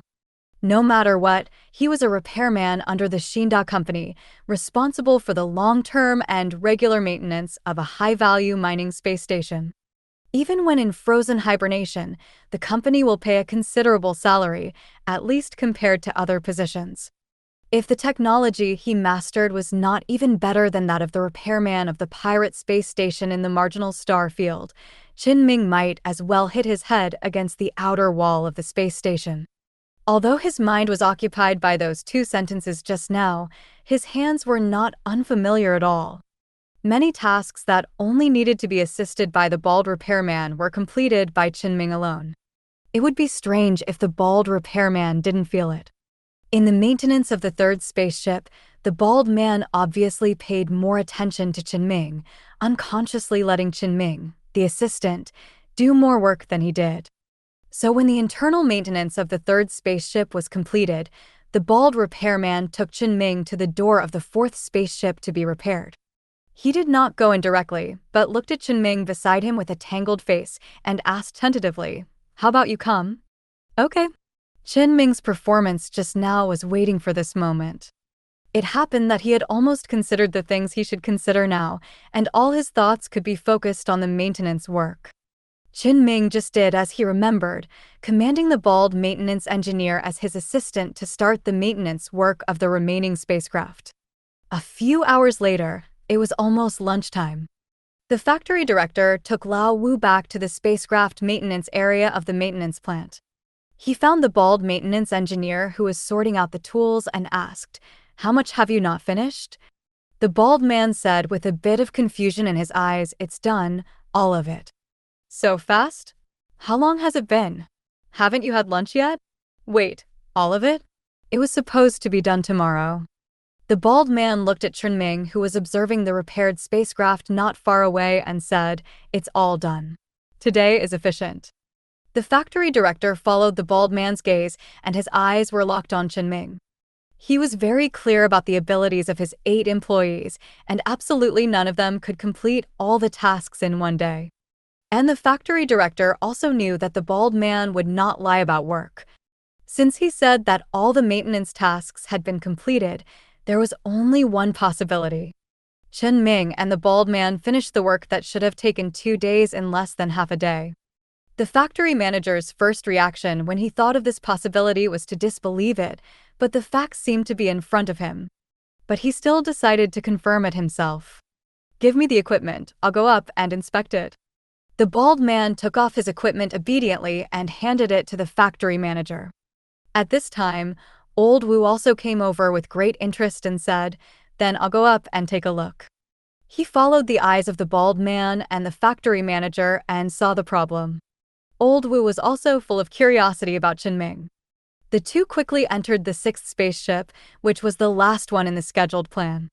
In fact, when they approached, the factory manager had to admit that the maintenance of the spaceship was indeed completed in this half-day.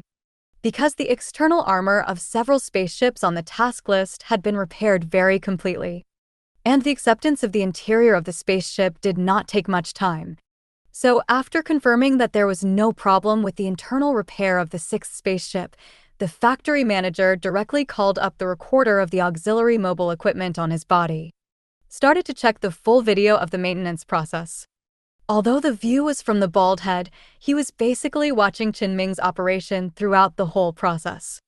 So the video just happened to let the factory director see Chen Ming's extremely professional maintenance techniques and terrifyingly skilled operation techniques. The factory director even felt that the skills of all the maintenance technicians in the entire space station were significantly different from Chen Ming. At this time, the factory director finally couldn't help but asked Lao Wu beside him, "Is this person your friend? Where did he come from? Can you invite him in? I see that he has a good relationship with you. He knows that you skipped work and helped you take over. You should be able to invite him, right?"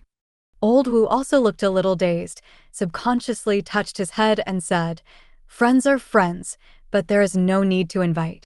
He just talked to me yesterday and said that he wanted to join our maintenance plant." What Old Wu said made the factory director hesitate suddenly and asked, "Who is he?" "I don't know." "Don't know?" "I really don't know. He's a new guy. I guess he has done something wrong and is hiding here." "I don't know anything. I just helped him get an identity from Old Wu yesterday. His name is Mushui Kong." Old Wu is also very interested in this new guy. It's obvious that his old problem has come back. The factory director saw that Old Wu was about to change the subject and interrupted him. "Don't worry about other people's interests and hobbies. Just help me find a way to investigate him to prevent him from being a spy." Old Wu looked indifferent. He said, "Why are you worried about us? Spies are spies. What can they steal from you?" With such good technology, he came to our remote place to find work. Do you believe it if I say it's okay? It's really unnecessary. There are a few people who can come to our pirate space station, so there will be no problem. I'll pay. Say it earlier. Old Wu's attitude immediately changed 180 degrees, and his face was full of enthusiasm for work, and he said, "How do you want me to investigate him?" Just confirm his purpose of coming to the space station. As long as it doesn't affect us, his identity and origin are not important.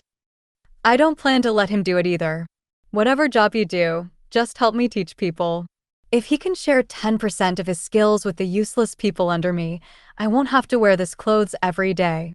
Old Wu looked at the factory director in his work clothes and smiled and said, "Don't you think about where this place is?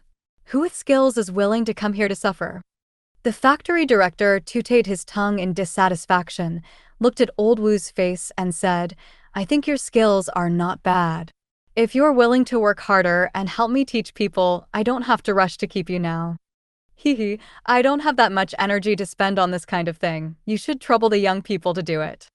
In fact, if you ask me, don't wait for me to find out what Xiaomu does. Why not just trust Lao Wu? Isn't his eyesight always good? Since he is interested in Xiaomu, just invite him over first. The factory manager was not angry because of Lao Wu's words. Instead, he seriously considered his suggestion and said, "What you said makes sense. What if I let you test him and he gets upset and runs away? It will be hard to find another person with such skills." Lao Wu followed the factory manager's words and said, "Yes, yes. By the way, aren't you going to ask me to work today? Just go to him directly." The factory manager turned his head and glared at Lao Wu when he heard this, and his arms were instantly around his neck. "Don't think about it, you can't escape. The task assigned by the superiors really can't be done by a newcomer. Anyway, I'll go and keep the person here first. You can help me check it later. I'll reimburse you for the money you spent." Old Wu struggled twice and found that he couldn't get away. He put his arm on the factory director's shoulder and said, "Since you said so, I must help you figure it out, right? Be careful, don't go too far." "Don't worry." After the two discussed, they let go of each other and walked off the spacecraft. The factory director soon came to Chen Ming again and asked with a very serious expression, "Mu Shui Kong?" Chen Ming nodded and replied, "Yes. You performed very well. I think our maintenance plant needs people like you. Are you interested in staying?" Chen Ming was not surprised by the factory director's invitation. As long as he agreed, he would get the job in the maintenance plant. But a question suddenly flashed through Chen Ming's mind. Since there's a job, he have to sign a contract. But for a repair shop of a pirate space station that walks on the edge of the law, or even outside the law, does a contract that emphasizes legal validity really make sense? Chen Ming glanced at Old Wu, who was whistling beside the factory manager, and saw that he showed a bright smile like when he cheated him out of 3,000 yuan before, and gave himself a thumbs up. Chen Ming restrained the idea of punching him in the face and planned to trust Old Wu first, and then run away if there was really a problem. After pretending to think for a moment, Chen Ming replied, "I am very interested in this." After receiving Chen Ming's affirmative answer, the factory manager's mouth corners could not help but rise. Although Chen Ming's identity is currently unknown, at least his skills are there, and the two people he knows are optimistic about him, so the probability of a car overturning is not too high. The factory manager restrained his expression for a moment and continued to say to Chen Ming, "The maintenance plant is not here today, so you have to come back tomorrow. I'll pay you today's salary first." "Okay." Chen Ming agreed casually, but immediately remembered that when he was chatting with the bald man just now, he seemed to have said that this kind of maintenance work was paid weekly. After all, the balance will not be paid until the owner of the spacecraft, that is, the pirates, have inspected and accepted it. Chen Ming turned his head and glanced at the bald man who was eavesdropping on the conversation and found that his expression was also very surprised. However, the surprised expression on the bald man's face soon disappeared, because when he thought about Chen Ming's technology, he felt that everything made sense. This performance made Chen Ming even more confused, but since others wanted to pay, he couldn't refuse. Chen Ming took out the terminal, called up the payment interface, and showed it to the factory manager. The factory manager quickly transferred the labor costs for repairing 6 spacecraft, totaling 200,000. More than Chen Ming originally estimated. Generally speaking, repairing a spacecraft, only counting labor costs, not including replacement parts, is about 100,000. The maintenance plant takes half, and then the maintenance technicians usually work together to repair a spacecraft, and the money each person can get is more than 20,000. Chen Ming's original 15% should be 15,000 for one ship and 90,000 for 6 ships. Now it seems that the factory manager has already understood the specific situation of the maintenance task just now, so he directly gave Chen Ming 30% and rounded it up, and finally it was 200,000. Chen Ming estimated that the repair factory would not have many opportunities to repair so many ships at one time, so the 200,000 was not bad. After confirming that the money had been received, Chen Ming nodded to the factory director and prepared to leave. But before leaving, Chen Ming did not forget why he came to the repair factory today. Chen Ming bypassed the factory director and said to Lao Wu, "Lao Wu, I have something to ask you. Are you free now?" Lao Wu's hand seemed to have nowhere to put, and suddenly put it on the factory director's shoulder again. "Hey, not for the time being. Lao Lu asked me to do something. I must be free after get off work." "Okay, then I'll find you later." Lao Wu waved his hand and walked deeper into the repair factory with Director Lu. Chen Ming watched the backs of the two people gradually disappear, but there was nothing to regret. It was just right that he could take this opportunity to confirm whether his ability could be used on other people's spaceships. And just at that moment, Chen Ming had almost chosen the spaceship he was going to control. The most suitable one is the Sentinel-class ship he repaired at the beginning. The Sentinel-class ship with strong maneuverability is very suitable for the role of vanguard or reconnaissance. The ship that undertakes such a task is likely to leave the fleet alone and only maintain communication. Chen Ming can monitor the Sentinel class as long as it leaves the main force. Then he can forcibly control the Sentinel class to run to a place where no one knows before others react. Turn off the life support and engine, and wait for the pirates on it to die due to lack of oxygen or freezing, and the spacecraft will completely belong to him. At that time, Chen Ming will directly drive the ship back to the space station before the pirates react. Dismantle what you need outside the space station and sell the remaining spacecraft directly to the repair factory. There is no evidence. Why should the pirates compete with the repair factory for meat? Chen Ming quickly put on the equipment he had used when repairing the spacecraft before. It happened that everyone else went to eat at this time, and no one would stop Chen Ming. Even if someone saw his actions on the surveillance, he had a lot of reasons to explain. Chen Ming came to the Sentinel again and reached out to press on its hatch. "New spaceship signal detected. Do you want to change the brain control signal connection? Current number of connected spaceships, 1/1. Change." As the choice was made, Chen Ming could clearly feel that he was losing control of the iron ore. And the Sentinel in front of him was gradually becoming his extended limbs, just like the iron ore before. And changing the spaceship did not consume too much mental power. Soon, the new spaceship panel appeared in front of Chen Ming. Ship panel. Ship name, Sentinel. Type, Sentinel-class civilian frigate. Fuel reserve, 10%. Portside weapons, none. Small missile mounting point, none. Armor, reinforced titanium alloy external armor. Engine, civilian frigate-class engine. Internal compartments, captain's compartment, engine compartment, missile auxiliary operation compartment, living compartment, storage compartment. Important equipment, bridge control system module, operating, position traction module, operating, life support system module, operating, missile auxiliary module, operating, imitation gravity module, operating, landing module, operating, hyperspace channel system module, operating. The Sentinel-class panel is somewhat different from that of the iron ore. The most obvious difference is in the weapons. The asymmetric design of the Sentinel class and the Cerberus class makes it have no ordinary weapons on the starboard side, and there is only a missile mounting point fixed to the right front of the spacecraft. It looks strange, but the fact that this design has been preserved means that it must have its merits. At least the missile attachment point allows the Sentinel class to choose more tactical options. However, these are not important to Chen Ming, because the real important thing is that he can now control the Sentinel-class ship just like he controls the iron ore. At this time, from the perspective of the maintenance plant's monitoring, Chen Ming's hand can be seen pressing on the hatch, and the hatch opens with a slight movement of his hand. But in fact, the operation of opening the hatch is carried out by Chen Ming's consciousness to control the spacecraft. Chen Ming's control over the Sentinel class is no different from his control over the iron ore. This means that all his previous ideas are possible. At this point, Chen Ming's face finally showed a little satisfaction.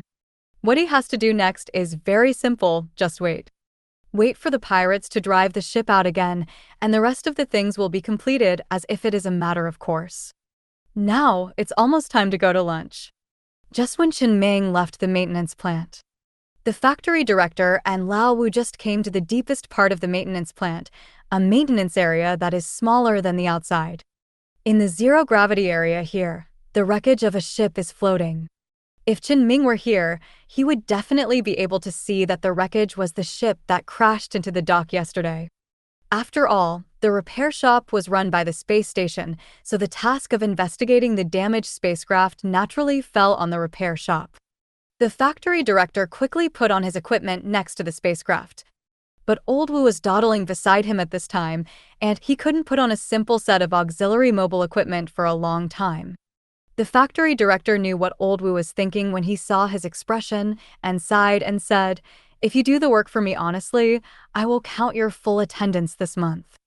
Old Wu didn't say anything, but suddenly yawned, and the half-put-on equipment slipped off again. The factory director could only continue to say, "There will be a bonus after the work is done." "Why didn't you say it earlier?"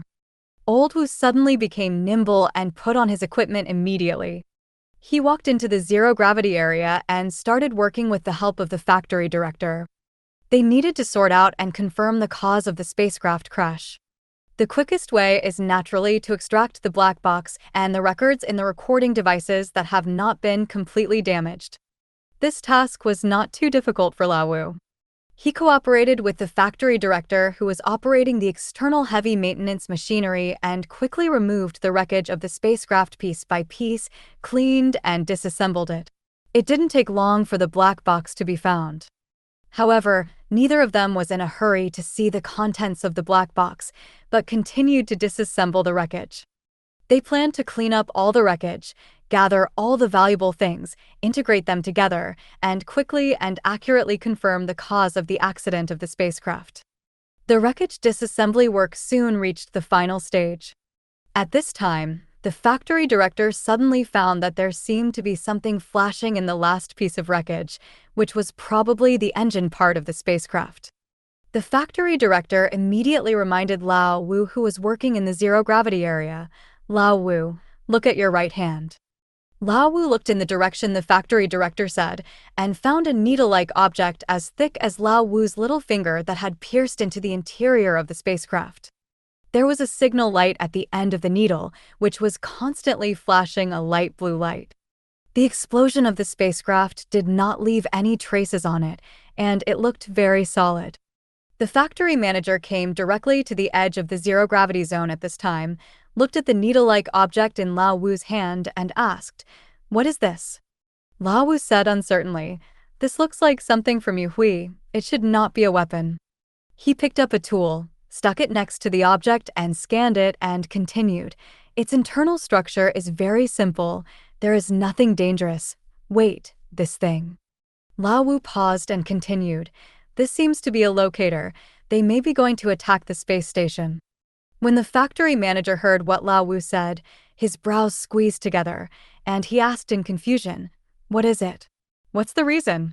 Is there any benefit for Yu Hui to attack the space station?" "I'm not Yu Hui, how do I know?" "You can't think that Yu Hui determined the location of the space station to avoid the space station? Or do you think they just want to confirm it and do nothing? Is it possible? Since Yu Hui and the others did this, they must have ideas about the space station." As Lao Wu said, he left the zero-gravity zone directly, stood on the ground of the space station, and took off his equipment. "Anyway, let's take a look at the black box first." The factory director did not object, and together with Old Wu, he used a bunch of recording equipment that had not been completely damaged and the intact black box to restore the situation that the spacecraft had encountered before. This spacecraft had a companion spacecraft before, and they jumped out of the hyperspace channel together to the edge of the galaxy where the space station was located.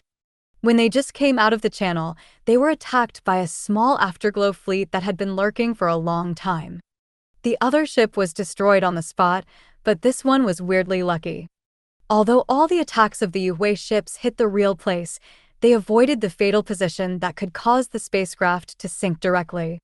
And it seems that out of vigilance against the armed forces of the space station inside the galaxy, this small Yue fleet only operated at the edge of the galaxy and did not go deep into the galaxy to chase the spacecraft, allowing it to successfully escape back to the space station.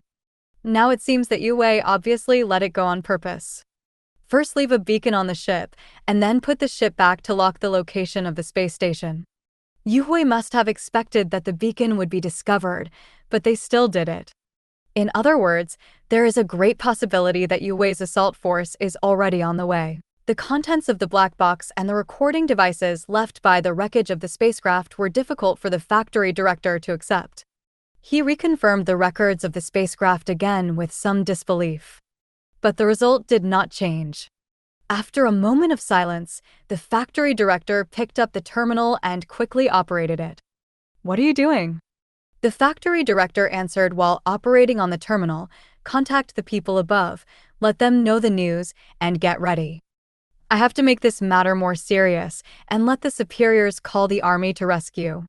It won't take hours for the army to come through the hyperspace channel, and it will be faster if they can jump directly." Old Wu heard the factory director's words and asked in confusion, "You want to call for support before you even see Yue?" The factory director said without raising his head, "If it is really as you said, since Yue dared to come for a surprise attack, then they must have done enough to deal with the fixed fire of the space station. And you probably don't know that although the military is related to our space station, their support must be approved with a proper reason. This application is not only a superficial job, but also a necessary process to block the loopholes of the investigation from above." Old Wu asked with great interest, "Is there such a thing?" It is very common for the outpost to cooperate with civil organizations to build a space station to circulate some things that are not easy to circulate in the outpost. There are many ways to make money here. There is money to be made, so there will always be others who are jealous, and there will always be people who are jealous of it. We are unhappy. Once they report it, the higher-ups will investigate. If they find any problems, it will cost lives. Only when the road is blocked and all the procedures are arranged can we live in peace." Old Wu said with a surprised look on his face, "This is the first time I find that you know a lot, unlike me who knows nothing." The factory director sighed and said helplessly, "You don't understand. You are just lazy. Besides, I am also a member of the Space Station Administration. Even if I don't do anything else, I am in charge of this place. I have not missed any meetings and basically attended all the social events. I know everything I should know. They all know it." Old Wu chuckled and did not refute the factory director for being lazy and continued to ask, "How many days will the army take to come?" 3 days. If Yue really wants to attack us, it should be within these 3 days. The space station will not be shot down in 3 days, but it is hard to say how much damage will be done by then. The factory director suddenly took off the equipment he had been wearing and said, "I have to go to the administration. I estimate that it will take a whole night.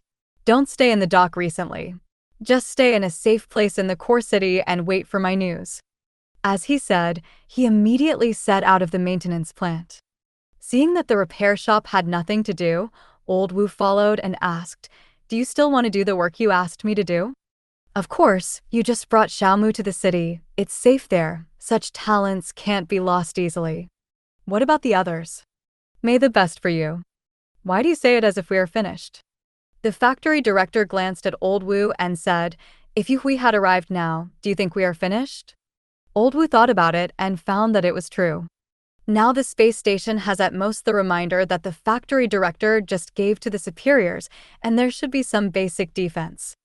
But when facing Yue's Yu Hui's troops who must have been prepared. This defense may not work at all. And the dock full of spacecraft guidance signal lights is definitely the first target of Yu Hui's attack. If Yu Hui really came now, they would really be finished. Then I won't bother you. Old Wu left a word and prepared to leave quickly. But before parting with the factory director, Old Wu suddenly turned back and asked, "What about the deputy factory director? He will be back tomorrow, right?" The factory director's face suddenly became ugly, and he obviously recalled some bad memories. The factory director said in a gloomy tone, "This person was sent by the higher-ups. It's not easy to deal with him. Just go around him. Watch Xiaomu sign the contract tomorrow. It's best to let the HR take the contract to my office directly, and don't let him run into him. I don't know if he can get the news from Yu Hui when he just came back. I have to see if there is a chance for Yu Hui to kill him."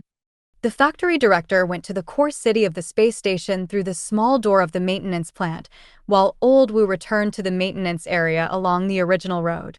Then he was blocked by Chen Ming. Chen Ming had not left the maintenance plant except for having a meal in the space station during that period. Although there was no work to do and no money to earn, he could still take a look at the spacecraft and spacecraft equipment sold by the maintenance plant. Even though the prices of these things were beyond Chen Ming's reach, it didn't cost anything to look at them. Chen Ming just kept looking until it was almost evening. As soon as he saw Old Wu coming out, he walked over and got a heartless greeting from Old Wu. "Hey, Xiaomu, you found a good job. What did you want to talk to me about?" Chen Ming looked at Old Wu's smiling face and suddenly remembered the 3,000 yuan he was cheated out of. Although it was not much, Old Wu's smile left a deep impression on him. However, Chen Ming had to ask someone, so he restrained the idea of punching Old Wu and said, "Old Wu, are you free now? I have something to ask you." "Of course I am free. What is it?" Chen Ming looked around and said, "I'm not sure if it's okay to talk here." Old Wu also looked around in the direction Chen Ming was looking. There were still many people in the repair shop that was open 24 hours a day. It was indeed not a place to talk. At this time, Old Wu's mind flashed back to the factory director's instructions, so he said, "That's great. How about we find a place to have a drink?" "Okay." Chen Ming did not refuse. Just as he was about to follow Old Wu to the city, the young maintenance technician who had followed Old Wu before suddenly appeared behind Chen Ming. "Brother Wu, do you want to go for a drink tonight?" Old Wu's hand subconsciously patted Chen Ming's shoulder, but Chen Ming dodged it again. He didn't care and said to the young maintenance technician, "Xiaowen, I have something to do today, so I can't go. Let's talk later." Old Wu didn't say much to Xiaowen. He skipped work and took Chen Ming to the city. Only Xiaowen was left frowning and watching the backs of Chen Ming and Old Wu disappear at the gate. Old Wu took Chen Ming to a seemingly ordinary bar in the core city of the space station. The feeling Chen Ming had here was similar to the atmosphere of the bar in his previous life. Chen Ming had been here with his colleagues when he was working before, but he never liked it, and it was the same now. However, Chen Ming did not show it on his face and continued to follow Old Wu into the bar and came to the counter. Old Wu chatted with the bartender very familiarly, ordered a glass of wine, handed the menu next to it to Chen Ming, and said, "I'll treat you.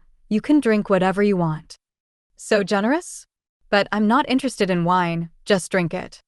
Chen Ming did not accept Old Wu's kindness, and he had no intention of taking off his helmet for the time being. After all, the Iron Ore has not even installed the hyperspace channel system yet. If his identity is discovered, he may not be able to escape even if he wants to.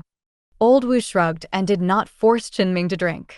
He himself drank a few glasses of wine quickly, and his face gradually flushed. Chen Ming took advantage of the fact that Old Wu was not completely drunk yet and asked directly, "Old Wu, do you know how to get the identification code of the spacecraft?" "Identification code? It's simple.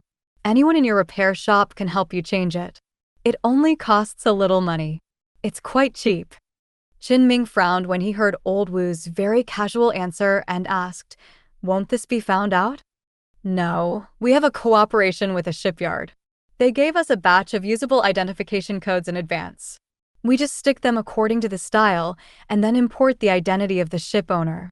No one will come to check carefully unless there is any trouble. It's that simple? It's that simple. How complicated do you think it can be? Okay. Chen Ming thought that the identification code with very important identity and spacecraft identification functions would be as difficult to deal with as the official identity code, but it turned out to be so casual. He silently wrote down the process that Old Wu said and continued, "There is one more thing. Do you know what this thing is used for?" Chen Ming took out the terminal and called up a photo on it. Photo of the mechanical family chip. Chen Ming didn't mention this thing when he sold it twice before, but kept it with him, mainly to check if there was any information about it. If the data inside the chip can be extracted, it will definitely be much more beneficial to him than selling it directly. But unfortunately, Chen Ming has not been able to find any useful information in the past 2 days, so he just took the opportunity to ask Lao Wu now. After taking a few glances and recognizing what it is, Lao Wu said, "I remember that this thing seems to have no use. Mechanical life and human thinking logic are different. Their chips have not been deciphered yet. Even if you get the chip, it is of no value. Only we may want it." Lao Wu suddenly smiled and said, "Just a joke, but the material itself is not bad. You should be able to make a small profit by dismantling and selling it." Chen Ming shook his head with some regret, put away the terminal and said, "Okay, that's it. Anyway, this chip is impossible to sell. For the time being, he does not lack the materials on the chip, nor does he lack the money from selling the materials. Put it aside for now, maybe it will be useful someday in the future." Actually, Chen Ming wanted to ask about the price of the depreciated spacecraft. But the repair factory actually has them. Chen Ming had already looked at them in the afternoon, so there was no need to ask now. So Chen Ming stood up and said, "How much is your wine?" "I'll pay for you." Old Wu said with some surprise, "So good. Just treat it as the same as before. You have to pay for asking someone to do something. Or, if you have questions for me, we can make it even." Chen Ming stopped paying and looked at Old Wu. He knew very well that Old Wu must have something to tell him. He had only known Old Wu for a short time, and he had just cheated him out of a lot of money, but he turned around and said he was treating him. It was totally unlike his style. Chen Ming was sure that it was not Old Wu's conscience that was wrong, but that he had some other purpose. Thinking about what he had just agreed with the factory director, it was certain that Old Wu's current behavior was related to the factory director. Old Wu drank the remaining wine in the glass in one gulp, wiped his mouth and said, "Hey, there really is one. Let's go out and talk." Old Wu paid for the drinks himself and took Chen Ming to an alley outside the bar. It was rare for him to find this dark corner in a place like the space station that was kept bright for 24 hours. Old Wu looked at both sides of the alley, and after confirming that there was no one, he said to Chen Ming, "The factory director needs me to confirm your situation and find out why you came to the space station." Question mark. Chen Ming didn't expect Old Wu to be so direct and asked back, "You asked directly like this? Aren't you afraid that I will talk nonsense?" Old Wu showed a smile that Chen Ming had seen several times and said, "Isn't this a deal that we both want to make? You ask me, I ask you, and everyone is happy if we tell the truth. There will be opportunities to work together in the future, isn't it great?" Chen Ming was silent for a while and said, "Indeed. Telling the truth is good for everyone. The factory manager can feel at ease, and Chen Ming can gain the initial trust of Lao Wu and the factory manager. And for Chen Ming, if you don't care about his background and only care about his purpose, then he actually has nothing to hide." Chen Ming organized his words and said, "What I have to do now is to make money to get a new spaceship and then go to the prosperous star field." Lao Wu waited for a while and found that Chen Ming had no intention of continuing to talk and asked, "That's it?" "That's it. I haven't decided what to do next. I plan to stay in the space station for a year or two and leave when I make money." Lao Wu looked at Chen Ming with some disbelief and said, "Earn enough money for a spaceship in a year or two? Even if you already have one on hand, it's not easy to do. This is my business. I have already thought of the idea of making money before, but I have to experiment." Lao Wu heard the hidden meaning in Chen Ming's words, and his eyebrows raised. Chen Ming immediately said, I just need to collect some obsolete weapons from the repair shop. Employees should have an internal price, right? Yes, there are, but why do you want these things that can only be melted down? Refurbishment. Old Wu looked at Chen Ming with some doubts. He knew Chen Ming's skills, and he also knew that people with such skills must have some understanding of the situation of weapons. It should be clear that the difference between second-hand refurbished goods and first-hand original factory goods is visible to the naked eye. How can you make money if you can't sell things? Chen Ming naturally wouldn't bother to explain more. He knew the weapons he had repaired best, and he couldn't tell whether they were second-hand or not. This is where you can make money. Anyway, he just mentioned it now to let Old Wu have an impression. If he really wants to make money, he still has to talk to the factory director about this. Old Wu also saw that Chen Ming didn't want to say anything more, and what he knew now was enough for him to go back and report. He suddenly smiled and said, "Okay, that's it, I have to report. Also, I'll give you a little news. Yue may attack the space station in the next few days. If possible, it's best to live in the city. And tomorrow's job opening will also be done in the city. You can come here directly tomorrow morning and I'll take you there." Okay. Chen Ming agreed and left the alley soon. And Lao Wu still leaned against the wall of the alley. After Chen Ming's figure completely disappeared from his sight, he took out the terminal and contacted the factory director. When the call was connected, Old Wu asked the factory director directly, "How is your situation?" "It's fine at the moment." The factory director sounded a little more relaxed than before and explained, "After all, the space station is in such a dangerous place, and it has all the basic defenses it should have. And after I reported the matter, the proposal to notify the military outpost in advance was also approved. The army will definitely arrive in 3 days. We can't be unable to survive for 3 days." "Oh, that's good." Old Wu responded casually, turned around and mentioned Chen Ming and said, "I just talked to Xiaomu." The factory director was exhausted from the meeting and immediately asked, "How is he?"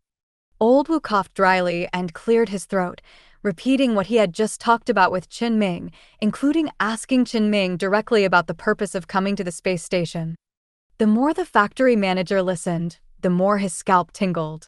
He couldn't help but ask, "Do you trust him so much? You just asked directly?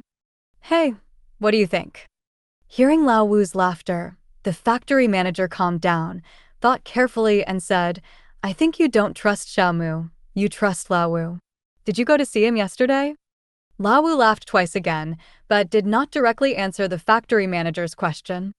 But he immediately said, as if he acquiesced to the factory manager's guess, Lao Wu said that he has a good personality and is worth getting along with for a long time. The best way to get along is this. I told him the truth openly, and he would do the same to us. The factory manager asked in some confusion, "Is it true? Will this kind of personality really not be sold? How do I know whether what Lao Wu said is true or not? In fact, this kind of personality will definitely not be sold if you are smart or vigilant. You see, he hasn't taken off his helmet until now. In addition to knowing that he has a mining ship and that he is about 20 years old, do we know anything else?" The factory manager thought for a while and said, "We also know that he wants to stay in the space station for 2 years to make money to buy a spaceship." Tisk. Old Wu smacked his lips unhappily and said, "You don't really have to ask him for something, do you?" "Oh!" The factory manager said in surprise, "How did you know that?" Old Wu explained, "Everything Xiaomu did after he came to the space station was monitored. As long as he didn't lie, his behavior and what he said must match. You only need his answer, whether it's true or false. If what he said is false and doesn't match, then you need to be wary of him. But if it matches, it means Xiaomu is really a newcomer and worth winning over." After listening to Old Wu's explanation, the factory manager did not deny it. So Old Wu continued, "So, since it doesn't matter whether the answer is true or false, I tried the method that Old Wu said, and it seems to work well." The factory manager held a different view and said, "Just once is nothing, we have to see what will happen in the future. People's personalities are not so easy to change. I still trust Old Wu more." The factory manager did not comment on who Old Wu believed. Who was right and who was wrong would naturally be clear in the future, but at least now he can trust Chen Ming for a while. Both sides were silent for a while, and the factory manager suddenly asked, "Why do you think someone like Old Wu would come to us?" "Who knows? Why don't you go to the number 2 space arm and ask him?" Old Wu waited for a while but didn't get a reply, only to find that the factory manager had hung up the phone. He rolled his eyes, put the terminal in his pocket, and walked towards the bar again. The next morning, Chen Ming followed Old Wu to the tallest space station management building in the space station city. After entering the building, Chen Ming could clearly feel that the building was different from the city outside, and the atmosphere was very solemn. The faces of several people who should be of status that Chen Ming saw on the road were not good. Yu Hui's arrival should have been a foregone conclusion, it was just a matter of time. He had made some preparations after being reminded by Lao Wu yesterday, which should be enough to get through. Lao Wu first took Chen Ming to find the personnel of the maintenance plant, and then took the contract to the factory director's office. The next thing was very simple. After signing the contract, Chen Ming officially joined the maintenance plant and became a member of the maintenance plant. But Chen Ming looked at the 2 contracts in front of him and fell into deep thought. The contract was a very standard formal work contract. All the terms were fair and just, and the salary and benefits were very good. And although it was a maintenance plant for the pirate space station, the company that signed the work contract was a formal company that could be found on the internet, which means that the job was guaranteed.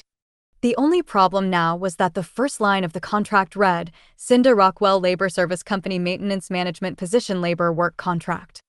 So Chen Ming is now considering whether to just run away.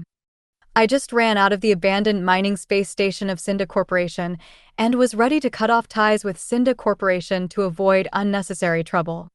But now I turned around and ran to the pirate space station related to Cinda. It was outrageous no matter how you looked at it.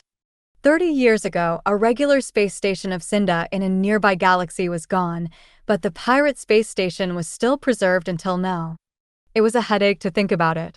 Chen Ming really didn't want to be involved in related matters at all, but things inexplicably found him. Just when Chen Ming was struggling, Lao Wu, who knew that Chen Ming must be related to Cinda Corporation, had a face full of, "I'm watching the fun." The factory director seemed to realize that something was wrong at this time. He turned sideways calmly, took out the terminal, and sent a message to Lao Wu to ask what was going on. Lao Wu then told the factory director what the boss said when Chen Ming applied for his identity. When faced with the factory director's questioning of why he didn't say it earlier, Lao Wu's answer was also very simple: he forgot. The atmosphere in the office gradually fell into awkwardness. However, Chen Ming thought about it carefully for a while and decided to sign the contract. Because the identity data on the contract has been filled in, all imported directly from the identity card. In other words, Chen Ming is an employee of the maintenance plant under the identity of Mu Shuikong, not Chen Ming. Besides, he is still wearing protective clothing, and no one has seen his face. As long as he does not take the initiative to take off his helmet in places other than the spacecraft or the accommodation, the problem is not that big. And this contract is actually very beneficial to Chen Ming. Because Mu Shuikong's identity is not real, but the name of Shinda Company is real. Although Chen Ming doesn't want to be associated with Shinda Company, since he is here, he might as well give it another try. Anyway, the entire space station should be funded by Shinda. Even if Chen Ming doesn't want to work here, he must live on Shinda's space station. There is no difference at all. After thinking about it, Chen Ming started to write Mu Shuikong's name on the contract. After proofreading the contract, someone soon came to take Chen Ming to his future workplace. He worked not in the maintenance plant, but in the space station administration, in an office that had just been cleaned up and belonged to the maintenance plant. It should be the arrangement of the plant manager, out of the idea of protecting talents. But after sending Chen Ming there, no one assigned any tasks to Chen Ming, and he just had to sit in the office. He should wait until this incident was over before starting formal work. In short, at least for now, this is a very leisurely position. Chen Ming waited for a long time, but no one paid attention to him, so he simply started to read the new maintenance professional books that he had downloaded after he could access the internet. At noon, someone came to give Chen Ming a meal card and told Chen Ming the location of the cafeteria. Chen Ming accepted it, but did not go there, but planned to go back to his own hotel to deal with it casually. But just when Chen Ming was about to leave, Chen Ming's ears suddenly rang with a piercing alarm. This alarm that resounded throughout the space station made Chen Ming immediately realize the problem. If he guessed correctly, Yue Wei should have come. Chen Ming didn't expect Yue Wei to come so soon. Old Wu said yesterday afternoon that Yue Wei might come, but he came the next day at noon. Wait, it doesn't seem right. Chen Ming calculated carefully. If there was any movement from Yue Wei, it should be the spaceship that hit the dock 2 days ago. It's been 2 days, and Yue Wei should be here soon. 10 seconds after the alarm sounded, Chen Ming's terminal also received a message from the administration. Yue Wei fleet is about to attack the space station. Please take shelter. This message came a little late, because when the alarm just sounded, Chen Ming heard dense footsteps outside the office. Through the window, Chen Ming could see many people rushing on the street outside, and everyone had something to do. Chen Ming naturally couldn't stay in the office any longer. After the footsteps outside gradually faded away, Chen Ming walked out of the office and went down the stairs to the basement of the Space Station Administration Building, a studio belonging to the maintenance plant. This should be one of the safest places in the entire space station now. When Chen Ming came in, the studio was empty. They must have been scared away by the alarm and information just now. Chen Ming locked the door, found a chair to sit down, and then projected the picture captured by the camera of the iron ore in front of him. Last night, Chen Ming had already switched the controlled spaceship back to the iron ore. After all, the spaceships and hyperspace channel engines of other people who can be controlled can be found later. If the iron ore is gone, Chen Ming's loss will be fatal. Unexpectedly, in just one day, Chen Ming's preventive measures came in handy. Through the camera and recording equipment of the iron ore, Chen Ming could hear the emergency notice that came with the alarm being repeated inside the dock. It was just an extra sentence at the end. The dock will be closed in 5 minutes. This was the last chance for people to leave before the battle between the space station and Yue Wei broke out. Chen Ming himself would definitely not leave, and there was no time to leave. But the iron ore was different, it had to go out. If Chen Ming was Yue Wei, then in the first time of attacking the space station, in addition to destroying the defense weapons of the space station, the highest priority of attack would definitely be the dock with the most ships. This would destroy the possible ship force to the greatest extent and limit the possibility of escape for people on the space station to the greatest extent. Therefore, if the iron ore continued to stay in the dock, it would be a living target. It is much safer to stay outside than in the space station. After all, Yue Wei's target is definitely the space station, so it is unlikely that they will divide many ships to chase and kill the escaped ships. So if the iron ore chooses to go out, whether it is to fly away directly away from danger, or to find a way to stay on the edge of the main battlefield and look for opportunities to take advantage of the gaps. Both are better choices than leaving everything to fate in the dock. When Chen Ming thought so and planned to do so, there are many people in the dock who have the same idea as Chen Ming. Some of them have already started the spacecraft, and some are still on the way to the spacecraft. Among these spacecraft flying out of the space station, the iron ore is very inconspicuous. Following the trend, Chen Ming quickly controlled the iron ore to the outside of the space station. At this time, you can see that the outer layer of the space station is covered with various heavy weapons that are usually hidden under the armor and can only be carried by huge creations of the size of the space station. But then, Chen Ming's attention was attracted by the Yue Wei fleet found on the sensor. Yue Wei's fleet is gathering at the edge of the galaxy at this time, with more than 100 people. A battleship that should be a cruiser in size is the flagship. The length of this cruiser has exceeded 1 kilometer. 3 large energy weapons larger than the entire iron ore are installed on the 3 large load-bearing points at the front, middle, and rear of the 3 hulls. If Chen Ming remembers correctly, This weapon should be the weapon product that Tachyon Technology Company was once proud of, the Tachyon Spear. Using the turbulent superluminal particles as weapons at the cost of high consumption, it launches a terrifying high-energy particle torrent that can destroy everything on the path. The Tachyon Spear was developed at the same time as the Yuhui AI core, so the Tachyon Spear installed on the unmanned warship at that time was taken away by the rebellious Yuhui. The Tachyon Spear that Chen Ming sees now must be a more powerful model after Yuhui's many years of transformation. The information that the sensor can detect about the Yuhui cruiser is only this, and the rest of the information is all hidden in the electronic fog. However, just seeing this thing has made Chen Ming start to worry about the safety of the space station. But no matter how much he worries, it is meaningless. Because at this time, the Yuhui fleet has already arranged itself into a battle formation, eyeing the space station covetously. Although there is also a fleet station nearby on the space station side. But the highest tonnage of the space station fleet is only a destroyer, which is nothing in front of the 1,000-meter cruiser. Fortunately, although the space station itself cannot move, its heavy armor and powerful weapons can still support the combat power of the space station. Otherwise, Chen Ming feels that the Yuhui fleet does not even need to organize the formation, and it is possible to flatten the space station in one wave if it rushes directly. Just when the Yuhui fleet organized the formation, the civilian ships that just came out of the space station have basically safely withdrawn from the area where the battle may occur. Most of the spaceships directly activated the hyperspace channel system and jumped into the hyperspace channel after leaving the galaxy ecliptic plane for a certain distance. However, there are still some spaceships staying on the edge of the battlefield. They should also have the same idea as Chen Ming, wanting to wander around the edge of the battlefield to gain benefits. Collecting a little bit of the wreckage of the damaged Yuhui spacecraft can make up for an unknown amount of hard work. Not to mention that there may be a chance to obtain the complete Yuhui spacecraft and the most important AI core of Yuhui. The value of this thing can be said to be immeasurable. Chen Ming believed that it was not surprising that people would do anything driven by interests, so he continued to control the iron ore and distanced himself from the spacecraft that was still staying nearby.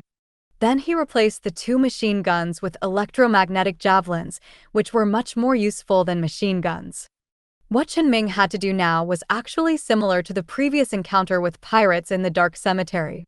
It was just that Chen Ming could rely on the range of the electromagnetic javelin to cause a nearly dimensionality reduction attack on other civilian ships. But now the 20,000-meter range may not be a big deal when facing Yuhui's professional combat ships. So unless there is a very high chance of success, Chen Ming will not go to seek death, but will only look for opportunities in places where it is almost impossible to be affected. When Chen Ming drove the spaceship away from others, Yuhui's fleet finally arranged its formation. Just when everyone thought that the battle was about to happen, Yuhui's warships suddenly stopped in place. They arranged their formation, but did nothing. There was no movement at all, just like some quiet exhibits. At this time, almost everyone who could see this scene had only 4 words in their minds. What's going on? Thank you for watching Mystic Realms Recap. Please like, share, and subscribe. Have a great day.